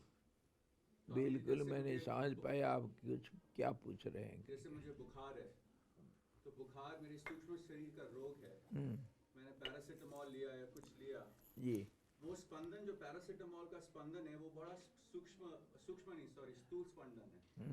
स्थूल शरीर के रोग के लिए स्थूल स्पंदन का यूज हो रहा है। लेकिन अगर कोई कहे मुझे कि आपके पास रोग है, आप मंत्र करो, मंत्र का स्पंदन बड़ा सूक्ष्म है, लेकिन वो असर नहीं कर रहा है, तो क्यों नहीं कर रहा है वो सूक्ष्म स्पंदन स्थूल स्पंदन को? ये जब मंत्र तंत्र में आए, चलो इसके ऊपर भी थोड़ा सा विचार कर लेते हैं आज। बात ये है, स्पंदन में आए, स्पंदन विषमता को कहते हैं, है ना? और समता का नाम स्पंदनहीनता, बिल्कुल स्पंदन नहीं होगा। ये स्पंदन किसका स्पंदन आप बता रहे हैं? स्पंदन लाखों करोड़ों तरीका के स्पंदन है सब। जैसे हम शब्द का स्पंदन जब शुरुआत में कहते हैं वो अलग होगा, अलग क्या, सारे तो प्रकृति का स्पंदन है। परमात्मा का शुरू हुआ वहाँ से, जो इच्छा शक्ति, क्रिया शक्ति, ज्ञान शक्ति से शुरू वहाँ से हुआ, और त्रिगुणात्मिका होकर के पराशक्ति सारे संसार को जो संचालन करती है वो दैविक देवता करके, मतलब दैव करके हम माने, नियति करके माने, वो भी स्पंदन का ही नाम है। और एक शक्ति दूसरे शक्ति में परिवर्तित हो जाता है, इसीलिए हम कौन सा शक्ति के बारे में, कौन सा स्पंदन के बारे में बात करते हैं, ये अलग किस्म हो जाता है। और जो द्रव्य गुण हम पहले विचार किए थे, वो उसका यही तो है। अनेक किस्म के स्पंदन एकत्रित होकर के वो एक स्थूल रूप ले लेते हैं, और उसको हम द्रव्य बोलते हैं। और वो किस प्रकार तैयार है, तैयार कंपोजिशन कैसा है, उसमें क्या क्या किसी ढंग से मिलाया गया कि वो वस्तु का निर्माण हुआ, उसको अगर थोड़ा बहुत हमको ज्ञान मिल जाता है, तब उसका पूर्ण द्रव्य गुण, उसका क्या गुण होगा, वो फिर कैसा स्पंदन को पैदा करेगा, उसी का नाम इन्फ्लुएंस है। जैसे आग का स्पंदन जो है, हीट भी एक स्पंदन है, तो वो दूसरों के ऊपर क्या कितना असर करेगा, दूसरों का भी स्पंदन होगा। आग का स्पंदन जो है हीट के रूप से वो गतिशील होगा, और बर्फ के टुकड़ा का जो ठंडा, जो इसको हम कहते हैं, वो भी एक स्पंदन का नाम है, और वो भी गतिशील है, स्थिर नहीं है। तो एक दूसरे को काउंटर एक्ट करने से जो एक रिजल्ट निकलता है, और करेंगे एक दूसरे के साथ भिड़ेंगे, तो इसी को हम कहते हैं द्रव्य गुण अथवा इन्फ्लुएंस, जो प्रभाव, द्रव्य का प्रभाव दूसरे के ऊपर, ये स्पंदन ही है और कुछ नहीं है। तो जो हम औषध इसके लिए इस्तेमाल करते हैं, औषधों के बारे में तो हम विचार नहीं किए, लेकिन विषमता को स्थिरता, विषमता मतलब वही स्पंदन का नाम विषमता, और स्थिरता का नाम स्पंदन रहित बना। और वो स्थिरता वो सबका दवाई है, सबका दवाई है। स्वामी जी, और ये अस्थिरता में एक अस्थिरता दूसरे अस्थिरता को प्रभावित करता है, वो एक दूसरे का दवाई बनेगा। जैसे इतनी किस्म के हमारा सब पाथीज हैं, एलोपैथी, होम्योपैथी, कितने किस्म के सब अलग अलग दृष्टिकोण से सब जितनी हम दवाई देते हैं उसका प्रभाव तो है शरीर के ऊपर, तभी तो रोग ठीक होगा। रोग मतलब क्या? विषमता मतलब विषम स्पंदन हो रहा है, यही तो होगा। स्पंदन को अगर लाएंगे तो सब चीज को स्पंदन के दृष्टि से देखो। रोग मतलब कुछ विशेष विषम स्पंदन। वो जो स्कैनिंग करते हैं कैसा दिखता है आपका, वो जो सब वो जो रेखा सब दिखता है वो तो वाइब्रेशन से है, और क्या है? संगीत, संगीत का भी वाइब्रेशन है, सब स्पंदन का नाम है। तो रोग सुनिए ना, जो रोग हुआ उसमें विषमता है वही स्पंदन का, और उसको एक साधारण नॉर्मल विषमता को लाना है रोग का। ये दवाई का कारण काम। दवाई क्या करेगा?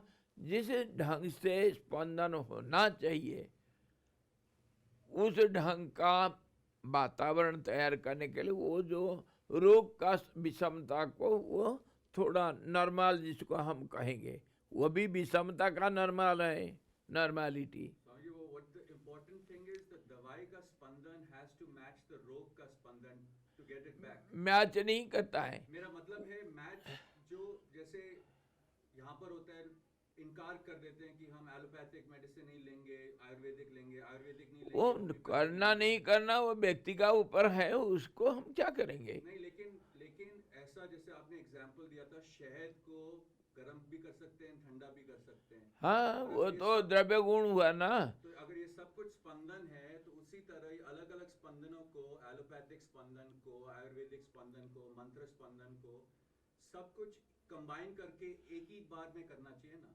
तो ताकि सबको एकदम से- कंबाइन करोगे तो सबको मन को कंबाइन कर दो। मन सबके जड़ में है, बस स्थिरता जब ध्यान में बैठ जाएंगे कोई रोग नहीं होता है। और क्या करेंगे? ये सबको इकट्ठा करके कोई दवाई बनाना, तो अगर दवाई बनाना है तो बनाते हैं। ये आयुर्वेद में बहुत ये है, आप लोगों के मतलब पता नहीं होगा। आयुर्वेदिक में वैद्य लोग सब इकट्ठे होते हैं, हजारों वैद्य इकट्ठा हो करके सबका मतांतर ले करके एक मत हो करके एक दवाई बनाते हैं। बताऊं उसका नाम? बनाते हैं। आजकल इतना प्रचलन नहीं तो वैद्यों का ये सम्मिलनी में ये सब काम करते थे। तो उसको जितनी किस्म के दवाइयाँ हैं, आयुर्वेदिक दवाई मतलब जड़ी बूटी, जो ज़्यादा करके असर डालता है। आयुर्वेद में बड़े बड़े ग्रंथ हो गया है। उसका जो आयुर्वेद का ग्रंथ जो डिक्शनरी के रूप में लिया जाता है उसको निघंटु बोलते हैं, निघंटु, जिसमें सारे लगभग जितना इस्तेमाल में आता है सब जड़ी बूटियों का नाम, रूप और उसका किस समय पैदा होता है, कहाँ पैदा होता है, क्या नाम होता है, ये सारे डिक्शनरी जैसे कोश जैसे हैं, निघंटु कहते हैं उसको। और उसमें हर दवाई का, जड़ी बूटियों का गुण क्या होता है, कहाँ पर मिलेगा, क्या नाम बोला जाता है उसको, और अंग्रेजी में आजकल उसको बॉटनिकल नेम दे करके सब है, इसको इस्तेमाल करते हैं। अच्छा, तो ये सारे को इकट्ठा करके उसको प्रणाली है, रासायनिक प्रक्रिया से उसको इकट्ठा एक, जैसे पेपरमेंट जैसे हम बनाते हैं ना, लेमन जूस बनाते हैं, और भी कुछ कुछ बनाते हैं, चॉकलेट बनाते हैं, हम च्यवनप्राश बना रहे हैं, तो अलग अलग ढंग से सब, कोई बर्फी बनाते हैं। तो उसका प्रक्रिया है कैसे बनाना चाहते हैं। एक बनाते हैं एक गोला, बहुत पत्थर के माफी हार्ड होता है वो, और उसका नाम होता है मात्रा, जिसमें हजारों जड़ी बूटियों का सार रहता है, हजारों, एक दो नहीं। और उसको कैसे बना, प्रक्रिया उसका सेवन का रोग के अनुसार, वो आयुर्वेदिक जो वैद्य लोग होते हैं उनको ज़्यादा करके रहता है मालूम, और वो उसका इस्तेमाल का प्रक्रिया बताते हैं। वो मात्रा एक पत्थर के माफी रहेगा, एक बिल्कुल सबका सार इकट्ठा हुआ है, और उसको फिर किसको गुनगुना जल में, किसी को ठंडा पानी में, किसको कैसे, और कितना उसको धुलना है, उसका सारा पानी में आएगा असर। और कोई सिर दर्द है, किसी को बुखार है, किसी को पेट दर्द है, किसी को पित्त अधिक है, किसी को कुछ है, किसी को कब्जी है, किसी को पेचिश है, सब के लिए वही एक दवाई। लेकिन वो अच्छा आयुर्वेद डॉक्टर ढूंढना पड़ेगा। नहीं नहीं, एक का काम नहीं, मैं कहा ना, हजारों वैद्य इकट्ठे होकर के सब एक मत बना होकर के बनाते हैं उसको। किसी रोग के लिए भी आ जाएगा। किसी भी रोग हो आपका, आयुर्वेदिक दृष्टिकोण से कोई भी रोग हो उसको वही ठीक करेगा। ये था हमारा। इसको स्वामी देसी भाषा में कहीं दारू तो नहीं बोलते? न,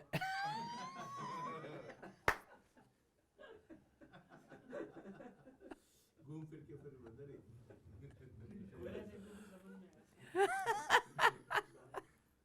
तो क्या होता है स्वामी जी, अगर किसी को दर्द हो रहा है, रोग हो रहा है, तो क्या इन हजारों वेदों के पास जाए, कैसे क्या? जो हो रहा है वैसे ही करो, लेकिन सबसे इसको अलग से विचार करेंगे कि एक पर्टिकुलर कोई विषय को लाने से, किसी व्यक्ति को लाने से क्या हो रहा है उसके ऊपर कुछ विचार कर सकते हैं। यूनिवर्सली इसका कोई अंत नहीं, कोई अंत नहीं, रोगों का अंत नहीं, ना उसका इलाज का अंत होगा। ऐसा कैसे बात करेंगे? स्वामी जी आप मंत्र और तंत्र के बारे में, हाँ, मंत्र तंत्र, ये जो स्पंदन के बारे में हम कह रहे थे, तो इसका क्योर कैसे होता है, कितनी प्रक्रिया है, कोई ठिकाना नहीं। और ये जो स्पंदन के ऊपर अगर बात करेंगे, मंत्र एक शक्ति होती है, वाणी का शक्ति को मंत्र कहते हैं। बीजाक्षर होता है, अनेक अक्षरों का एक समष्टि होने से बीजाक्षर, उसका उच्चारण से मानसिक हो चाहे वैखरी हो, उच्चारण उस एक वाइब्रेशन पैदा करता है। हम जो ओम उच्चारण करते हैं वो वायुमंडल को शुद्ध पवित्र करता है। शुद्ध पवित्र मतलब उसमें जो अनावश्यक चीज को दूर कर देता है। स्पंदन पैदा होता है, मंत्रों का स्पंदन से असर पड़ता है, और वो मंत्रों का जो जो उसको सिद्धि किया, सिद्धि करना मतलब प्रयोग का विधि सही ढंग से जाना, तो फिर वो स्पंदन को इसी ढंग से पैदा करेगा जिससे वो रोग विषमता जो है उसको समानता लाने में ये असरदार करेगा। एक स्पंदन दूसरे स्पंदन से लड़ेंगे, और जो बलवान होगा वो दूसरे के ऊपर अपना प्रभाव डालेगा। ये तो प्रकृति का नियम है। तो ऐसे ही मंत्र को मानो, और मंत्र का एक प्रभाव होता है। ऐसे ही मणि, जो चिंतामणि का हमारा विचार सब है, कितने चर्चा हम करते हैं चिंतामणि, और जैसे जो ज्योतिष शास्त्र में कहा गया, जैसे क्या वो पोखराज और मणि, नीलकांत मणि, और लाल क्या होता है वो, नहीं लाल कुछ सब अनेक किस्म के पत्थर होते हैं। पत्थर मतलब कीमती पत्थर, कीमती की मतलब क्यों कीमती होंगे, हीरा भी तो एक पत्थर ही है। सोना को हम धातु कह सकते हैं, धातु और पत्थर में कुछ अंतर है वो छोड़ो, लेकिन सबका एक प्रभाव होता है, और इसका विशेष प्रभाव होता है। ये जो मणि वगैरह अलग अलग है। ये मणि का चर्चा करेंगे तो कहाँ कहाँ, ये खाली पत्थर नहीं होता है, ये गोलोचन भी एक पत्थर है। मुक्ता, मुक्ता कैसे पैदा होते हैं, पल्स आप जानते हैं सब। वो सीपी जो होता है उसको वो डालते हैं कुछ विशेष समय में, कुछ पत्थर या और कुछ ऊपर से समुद्र में डालते हैं। वो जो सेल्स होते हैं वो आ करके उसको निकल जाते हैं, तो उसके अंदर वो पत्थर परिवर्तित होता है, छोटे छोटे पत्थर, तो वो फिर मुक्ता में बदल जाता है। और वही मुक्ता हाथियों के सिर में होता है, जैसे हमारा पथरी होता है स्टोन। ये तो हमारे जो स्टोन होता है वो तो परेशानी करता है, हाँ, लेकिन हाथी के सिर में, सबके नहीं, किसी किसी हाथी के सिर में, नागों सांपों का मत्थे में, और इसका जो बैल के मत्थे में, उसको गोलोचन कहेंगे। ये नागमणि कहते हैं सांपों का सिर में जो होगा, और हाथियों के सिर में जो होता है गजमुक्ता कहते हैं। ये सब भी बड़े कीमती चीज़ होते हैं। कीमती मतलब ही ये हुआ, कीमत में हमारा मतलब नहीं, उसका प्रभाव बहुत कुछ होता है, वो भी रोग निवारण में काम में आते हैं। अच्छा, और ये जो लेप होते हैं,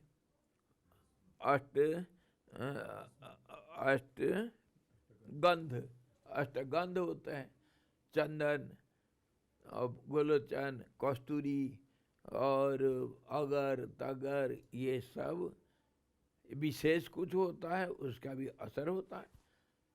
अष्टगंध का मन के ऊपर इसका बहुत प्रभाव पड़ता है। तभी तो चंदन लगाना या भस्मी लगाना, इसीलिए कहा गया है ये आज्ञा चक्र मन का हेड ऑफिस है। तो उसको मन को थोड़ा संतुलित करने के लिए इसको लगाना पड़ता है।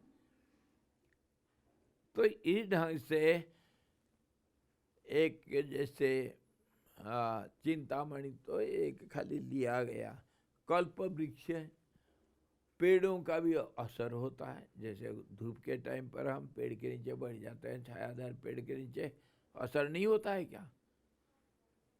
हम यार जो पसीना होना, सिर दर्द होना गर्मी से, वो तो एक रोग है, और छाया में बैठ करके ठंडा करना, वो रोग का मुक्ति हुआ। तो पेड़ों का भी असर होता है, वो तो हम बोलते हैं। इसलिए कल्प वृक्ष कहा गया, जो कल्पना हमारा जो मांग उसको पूरा कर देते हैं, असर यही है। सब स्पंदन में हम विचार कर सकते हैं, उसको किसी ढंग से हम विचार कर रहे हैं। स्पंदन मानो, प्रभाव मानो, चाहे दवाई मानो, चाहे कुछ भी करो, चीज तो एक ही, मूलभूत चीज तो एक ही है। दो का टक्कर में तीसरा क्या हो रहा है, यही तो है। स्वामी जी, उसी पे क्वेश्चन आता है, जैसे आप मंत्र की बात कर रहे थे, स्पंदन, दो लोग अगर मंत्र कर रहे हैं, एक ही मंत्र कर रहे हैं, कहा ना मैं, जब बलवान होगा वो कमजोर को दबाएगा। नहीं, मैं वो नहीं पूछ रहा स्वामी जी, मैं ये कह रहा हूँ कि अरे भाई, दो आदमी आंटी मंत्र कर रहे हैं, एक के ऊपर एक कर रहा है, ठीक हो, दूसरा कर रहा है नहीं हो, ये तंत्र मंत्र में चलता है। नहीं, मेरा क्वेश्चन वो नहीं था स्वामी जी। मेरा क्वेश्चन ये था कि अगर रोग है दो लोगों को, वही रोग है, हाँ। और दोनों को कहा है कि आप ये मंत्र करो, और दोनों मंत्र कर रहे हैं, दोनों से स्पंदन आ रहा है, लेकिन एक का स्पंदन ज्यादा शक्तिमान है, बहुत ही ज्यादा, तो why is the difference? Because why is the difference they been given? Why का कोई सवाल नहीं, difference is the natural law, basic principle. Difference तो होगा, वाई क्यों, यही तो है, इसको कहते हैं प्रकृति। दोनों एक बोतल पीते हैं, एक को ज्यादा चढ़ती है, एक को कम। हाँ, लेकिन चढ़ती तो है ना। चढ़ती तो है, विषम चढ़ेगा। विषमता और भेद पैदा करना है, ये प्रकृति का नियम है, वाई कोई सवाल नहीं उठता है, और विषम ही होगा।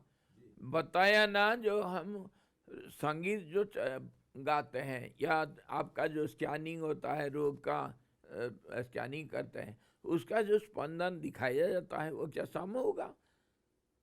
अरे वही गाना को हम दोबारा गाएंगे तो उसमें विषमता आ जाएगा। विषमता हर जगह पर है भाई, क्यों नहीं, क्यों का सवाल नहीं, क्योंकि ऐसे ही है। तो नहीं स्वामी जी, कह सकते हैं अगर दो लोग 5 किलोमीटर चल रहे हैं, एक भाग के जा रहा है 5 किलोमीटर, एक चल के जा रहा है, जो भाग रहा है उसका स्टैमिना बढ़ेगा, आप आंसर दे दोगे कि भाई ये स्टामिना भाग रहा है, बढ़ेगा या घटेगा वो दूसरी चीज है, बढ़ता जहां घटता भी वहीं। इसको विचार करना है, बहुत लंबी चीज है। ये असर करता है मणि मंत्र और भावना, जो प्रार्थना, और जो जो दवाई भी कितने किस्म के, तो ये सारे चीज, आशीर्वाद भी, ये तो आशीर्वाद कैसे काम करता है, वो भावना का जो असर होता है, और अभिशाप, वर, ये सब आशीर्वाद, अभिशाप, ये सब एक दूसरे के विरुद्ध में काम तो करते हैं। वो स्पंदन के माध्यम से वो सारे के एक ही है जो कंट्रोलर है, और उसी के नियम के अनुसार सब चलते हैं। ये सब प्रकृति का नियम के अनुसार। और रोग होना विषमता, और उसमें समता लाना, मोटा मोटा हिसाब से हम कह सकते हैं रोग का निराकरण। संसार एक रोग है, उसको गुरु लोग, योगी लोग, आत्मद्रष्टा लोग, वो उसको ठीक कर देते हैं। भव रोग भेषज होते हैं, वो अब संसार रूपी रोग का जो वैद्य है। तो कितने किस्म के रोग, कितने किस्म का उसका जो उपशम करने का तरीका, ये सारे इकट्ठे एक शब्द में हम बोल सकते हैं कि ये जो प्रकृति महारानी, ये इसको स्थूल रूप देती है, और ये मन प्राण के माध्यम से, शरीर के माध्यम से, शरीर का भी समता में रोग कहा जाता है, और सारे को इकट्ठे करके भी एक रोग कह सकते हैं हम। इतना हम कर। मंत्र हो गया, तंत्र हो गया, थोड़ा यंत्र के बारे में बोलिए ना। यंत्र भी है, अरे यंत्र कैसे नहीं, यंत्र का भी असर है। ये देखो श्री यंत्र इधर लगा रखे हैं। इधर बहुत सारे यंत्र तंत्र सब, मंत्र सब करते हैं।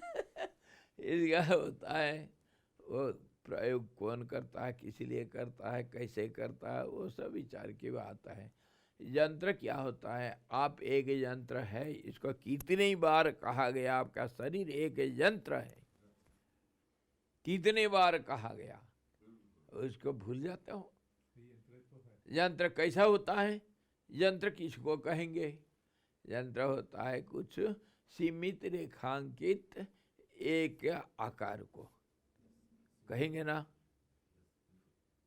तो जब रेखा ही सब सीमांकन का एक तरीका है, तो उस रेखा में सारा संसार बैठा हुआ है, चित्रलेखा। सारा संसार सिर्फ यंत्र में तैयार है, यंत्र में चालित है। यंत्र मतलब इसी का नाम है, एक सीमा को हम रेखा से दिखाना। हमारा शरीर को रेखा से तो जब करते हैं, white and black and white, कभी खाली रेखा बना करके दिखाते हैं। सब कुछ रेखा में है। रेखा अक्षर का हमारा अल्फ़ाबेट्स, या जैसे कुछ डिजिट्स, कुछ भी करो, कोई रूप, सब रेखा में है सीमित। और इतना तक कहा गया, सारे संसार चित्र है।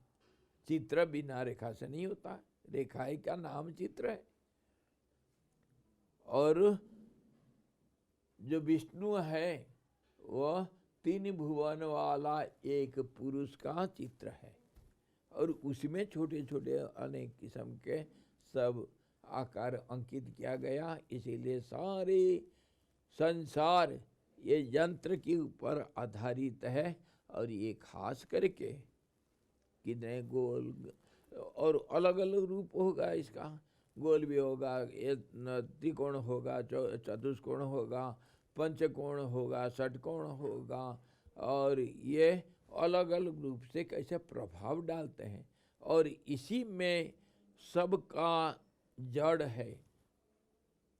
कैसे है ये यंत्र का जो साइंस है उसमें सब बताते हैं। और मैं भी कितनी बार चर्चा में बोला हूँ आप लोगों को कि सारा हमारे शारीरिक जो प्रक्रिया है ये एक त्रिकोणात्मक एक शक्ति का क्रिया है, त्रिकोण है और सारे संसार ये त्रिकोण में चलता है। चतुष्कोण को लेने से भी वो भी है, ऐसा बात नहीं कि त्रिकोण होगा चतुष्कोण नहीं होगा। अलग अलग दृष्टिकोण से जो जैसे देखा त्रिकोण इसलिए है जैसे त्रिगुण हुआ और सत्व रजस तमस एक दूसरे के साथ सामंजस्य और आधार मतलब संबंध जोड़ने से सहयोग करने से तब तीनों कामयाब हो गए, नहीं तो अकेला कोई नहीं कर सकता है कुछ। और 2 हुआ तो वो 2 से काम तो बनता है, लेकिन त्रिकोण होने से ठीक ढंग से आपस में तालमेल बैठता है। इसीलिए त्रिगुण से शुरू होता है संसार और वो त्रिकोणात्मिका शक्ति है। इसीलिए उसको 3 कोण से माप करके एक यंत्र बनाया गया और सारे दुनिया साइकिल में चलता है। सब चक्र, गुप्त चक्र, सारे दुनिया हम देखते नहीं देखते हैं, सब चक्र में चलता है। इसलिए वृत्त बन गया, रिपीट होगा सबका, वो भी एक यंत्र बन गया।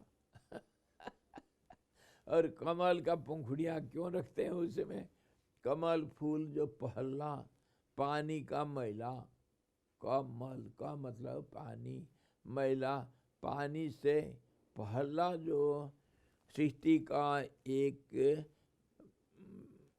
जो प्रगटकरण हुआ, मतलब जो सृष्टि का पहला स्थूल रूप दिखाई दिया वो फूल ही है। फूल ही जगत का आधार है और वो पानी का फूल होने से कमल हुआ और कमल का पंखुड़िया।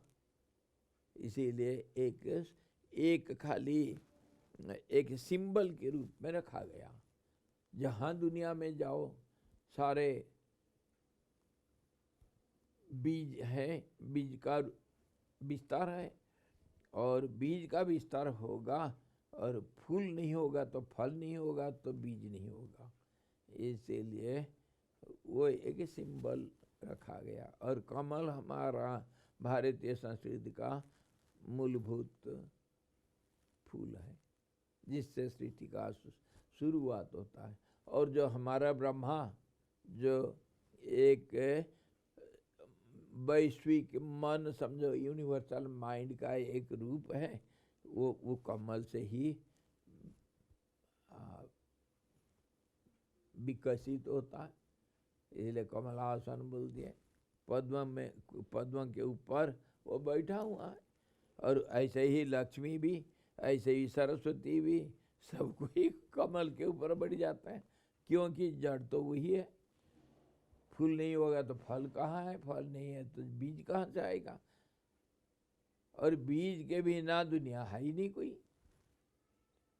तभी तो मैं पहले यही तो आपको पूछा कि पेड़ को देखते हो, बीज को नहीं देखते हो और जड़ को नहीं देखते हो, विश्वास कैसे कर लिया? और आदि बीज जो परमात्मा है, कारण है, उसको कैसा नहीं मानोगे तुम? मानना ही पड़ेगा, नहीं देखते हुए भी मानना पड़ेगा। जब पेड़ को मानते हो, पेड़ कैसा कैसा, कहाँ से आया भाई? बिना जड़ से कोई पेड़ खड़ा हो जाएगा क्या? तो वैसे ही ऊर्ध्व मूल मध शाखा, इसीलिए तो गीता में हमको समझाए भगवान, संसार एक पेड़ है और उसका जड़ है ऊपर को, वो ऊपर वो बीज, पहला आदि बीज परमात्मा है ऊपर, इसीलिए है परमात्मा सर्वव्यापक होने से, सब कुछ उसके अंदर होने से, जैसे केंद्र के ऊपर वृत्त का जो परिधि दिखता है, ऊपर जहाँ से देखो ऊपर देखना है, इसलिए भगवान ऊपर रहते हैं आकाश के ऊपर। इसी ढंग से ये जो यंत्रों का महत्व है, त्रिकोण, चतुष्कोण, पंचकोण, और ये खाली भारतीय संस्कृति में नहीं, पुराना जो हमारे सारे संसार का, सारे धरती के ऊपर जितनी सभ्यता हो गए, लगभग सब में ये धारणा था। देखो पिरामिड वगैरह, और सबका एक वन पॉइंटेड एंड होगा, इसीलिए सबका ऐसा ही होगा। पिरामिड को देखो, और दूसरे और भी कहीं कहीं हमें मंदिरों को देखो, मस्जिदों को देखो, और जो क्या चर्च को देखो, सबका आखिर तो, गुरुद्वाराओं को देखो, आखिर अंत तो आखिर होगा एक पॉइंट में, और वो परमात्मा है।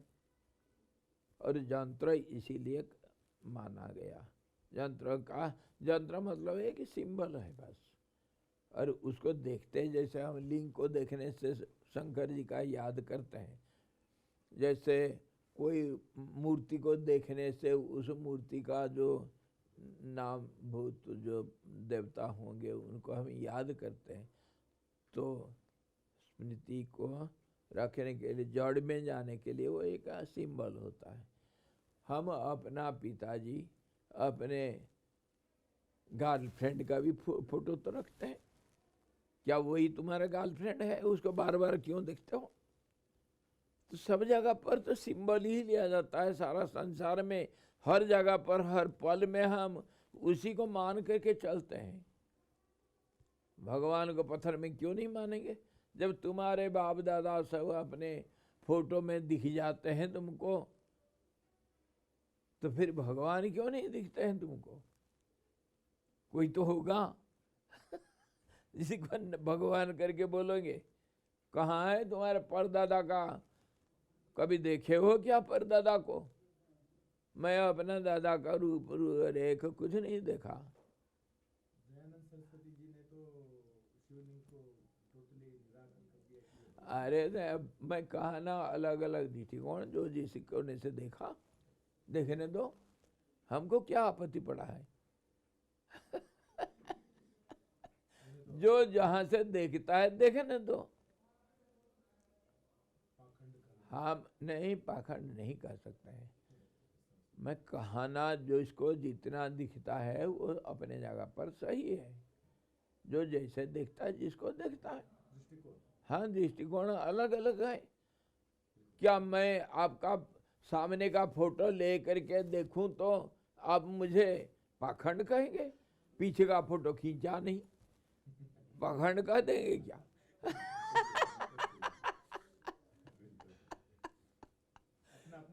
अरे भाई, मैं सामने से देख रहा हूँ, कोई पीछे से देख रहा है, कोई किनारे से देखा, तो पाखंडपना कहाँ से आया? जो जैसे देखा, जिसको जैसा आता है वो हाथ उठा कर नाचता है। कोई ऐसा किया तो कोई ऐसा किया, कोई नाग कन्या बन गया तो कोई हाथी बन गया, गणेश का रूप एक्टिंग कर रहा है। तो भाई जो जिसको जैसे आता है, नाचो, नाचना है, सब नाचेंगे तो किसी को पाखंड नहीं कहेंगे। पर ये जो यंत्र के ऊपर हमारा चर्चा चल रहा है, वो रेखाओं का संबंध एक दूसरे से, रेखा मतलब सिंबल्स, रूप, और उसको रेखांकित किए तो रूप पता चला। और वो सारा एक दूसरे से संबंध जोड़ना चाहिए। दो लकीर होने से संबंध नहीं जुड़ पा रहा है, दे विल गो पैरेलली। तीन चाहिए, दो तो हैं, they will go not to meet with each other. ऐसा तो खैर पैरेलल लाइन से कहीं जा करके मिलेंगे अनंत आकाश में पैरेलल कोई नहीं है दुनिया में। लेकिन फिर भी ये त्रिकोण को लेने से हमको समझ में आसानी आ जाता है, और ये त्रिकोण एक दूसरे से संबंध जोड़ते हैं, रेखाएं संबंध जोड़ते हैं। और ये रेखा मतलब व्यक्तियां, सारे दुनिया का जितने रूप है वो संबंध जोड़ेंगे तभी तब व्यवहार चलेगा। सारा संसार इसी के ऊपर आधारित है, इसलिए यंत्र लिया गया। कितनी किस्म के यंत्र है और उसका असर होता है। और जब कहा गया पौराणिक ढंग से, जब ये दैवासुर संग्राम में कभी देवता लोग जब आदि शक्ति को, दुर्गा को प्रकट किए थे प्रार्थना से, और प्रार्थना की कि हमारा रक्षा करो, तो आदि शक्ति ये यंत्र को शुरू किया था यंत्र। और इसका उदाहरण मैं पहले दिया था, यंत्र जो एक मशीन जैसे जिसको कहते हैं यंत्र। यंत्र मतलब अनेक अर्थ है। यंत्र मतलब ये रेखा का एक रूप, यंत्र मतलब मशीन भी है। और कहा था ना मैं, जब देवासुर संग्राम हुआ था, देवता लोग हार गए थे, शुक्राचार्य जो राक्षसों का गुरु थे, वो लड़ाई जीतने के लिए अहंकार शून्य मूर्तियों को बनाए थे, रोबोट्स बनाए थे 3, उनको सेनापति बनाए थे रोबोट्स। उनका नाम था दमकट ब्याल। और वो कैसे लड़ाई लड़े थे सारा इतिहास आई, सब कहानियाँ, कहानी नहीं सारा। अगर इसको आप कहानी बोलेंगे, पौराणिक की कहानी बोलेंगे, उसका अंदर का रहस्य को तो हम समझ नहीं रहे, कहानी बोल के टाल देते हैं। तो हमारा जिंदगी भी ये तो एक कहानी है। और क्या है, जिंदगी को बोलते हैं एक कहानी। हाँ, अपनी कहानी। और सबका तो एक कहानी, दुनिया एक अनंत कहानी है। हाँ, अखंड कहानी और एक फुर और एक फुर। तो फिर इस ढंग से यंत्र, तंत्र, मंत्र, मणि, औषधि और आशीर्वाद, अभिशाप, ये सब चीज काम की चीज है सब। आप एलोपैथिक डॉक्टर, तो आप ये नहीं कह सकते कि होम्योपैथिक किसी काम का नहीं। अरे जो होम्योपैथिक डॉक्टर, वो उसको पूछो ना, वो अपने जगह पर सही है। इस ढंग से ये रोगों का एक जानकारी अथवा एक साधारण ज्ञान, और दवाई उसका निराकरण का जो उपाय सब शॉर्टकट में ये, नहीं तो इसका विस्तार का कोई अंत नहीं। कैसे रोग पैदा, कितने किस्म के रोग होते हैं, कैसे होते हैं, कब होते हैं, क्यों होते हैं, उसका फिर इलाज कैसे होगा, कौन किया, कैसे किया, इसका कोई अंत नहीं। साधारण एक हमको ये हुआ। और इसको हम क्यों चर्चा कर रहे हैं, क्योंकि ये रोग ही मृत्यु का कारण, ये शरीर को खत्म कर देता है। और शरीर खत्म कर देने से मृत्यु कहा जाता है, मरण। और इसके बाद फिर क्या होता है उसको कल देखेंगे, आज बहुत हो गया। हम ये रोग और रोग का उपशम का विचार इसीलिए किए, शरीर का कैसे मृत्यु होगा और पुनर्जन्म कैसे होता है।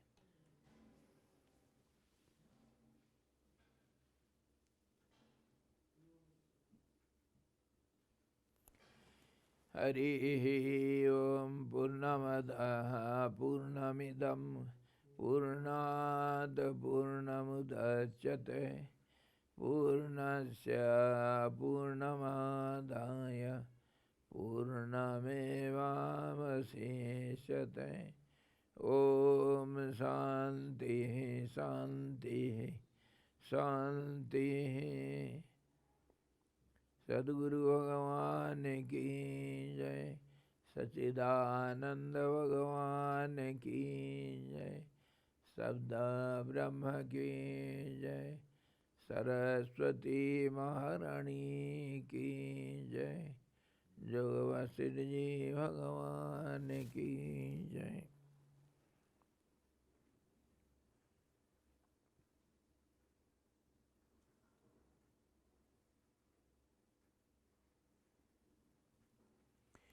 हरि ओम।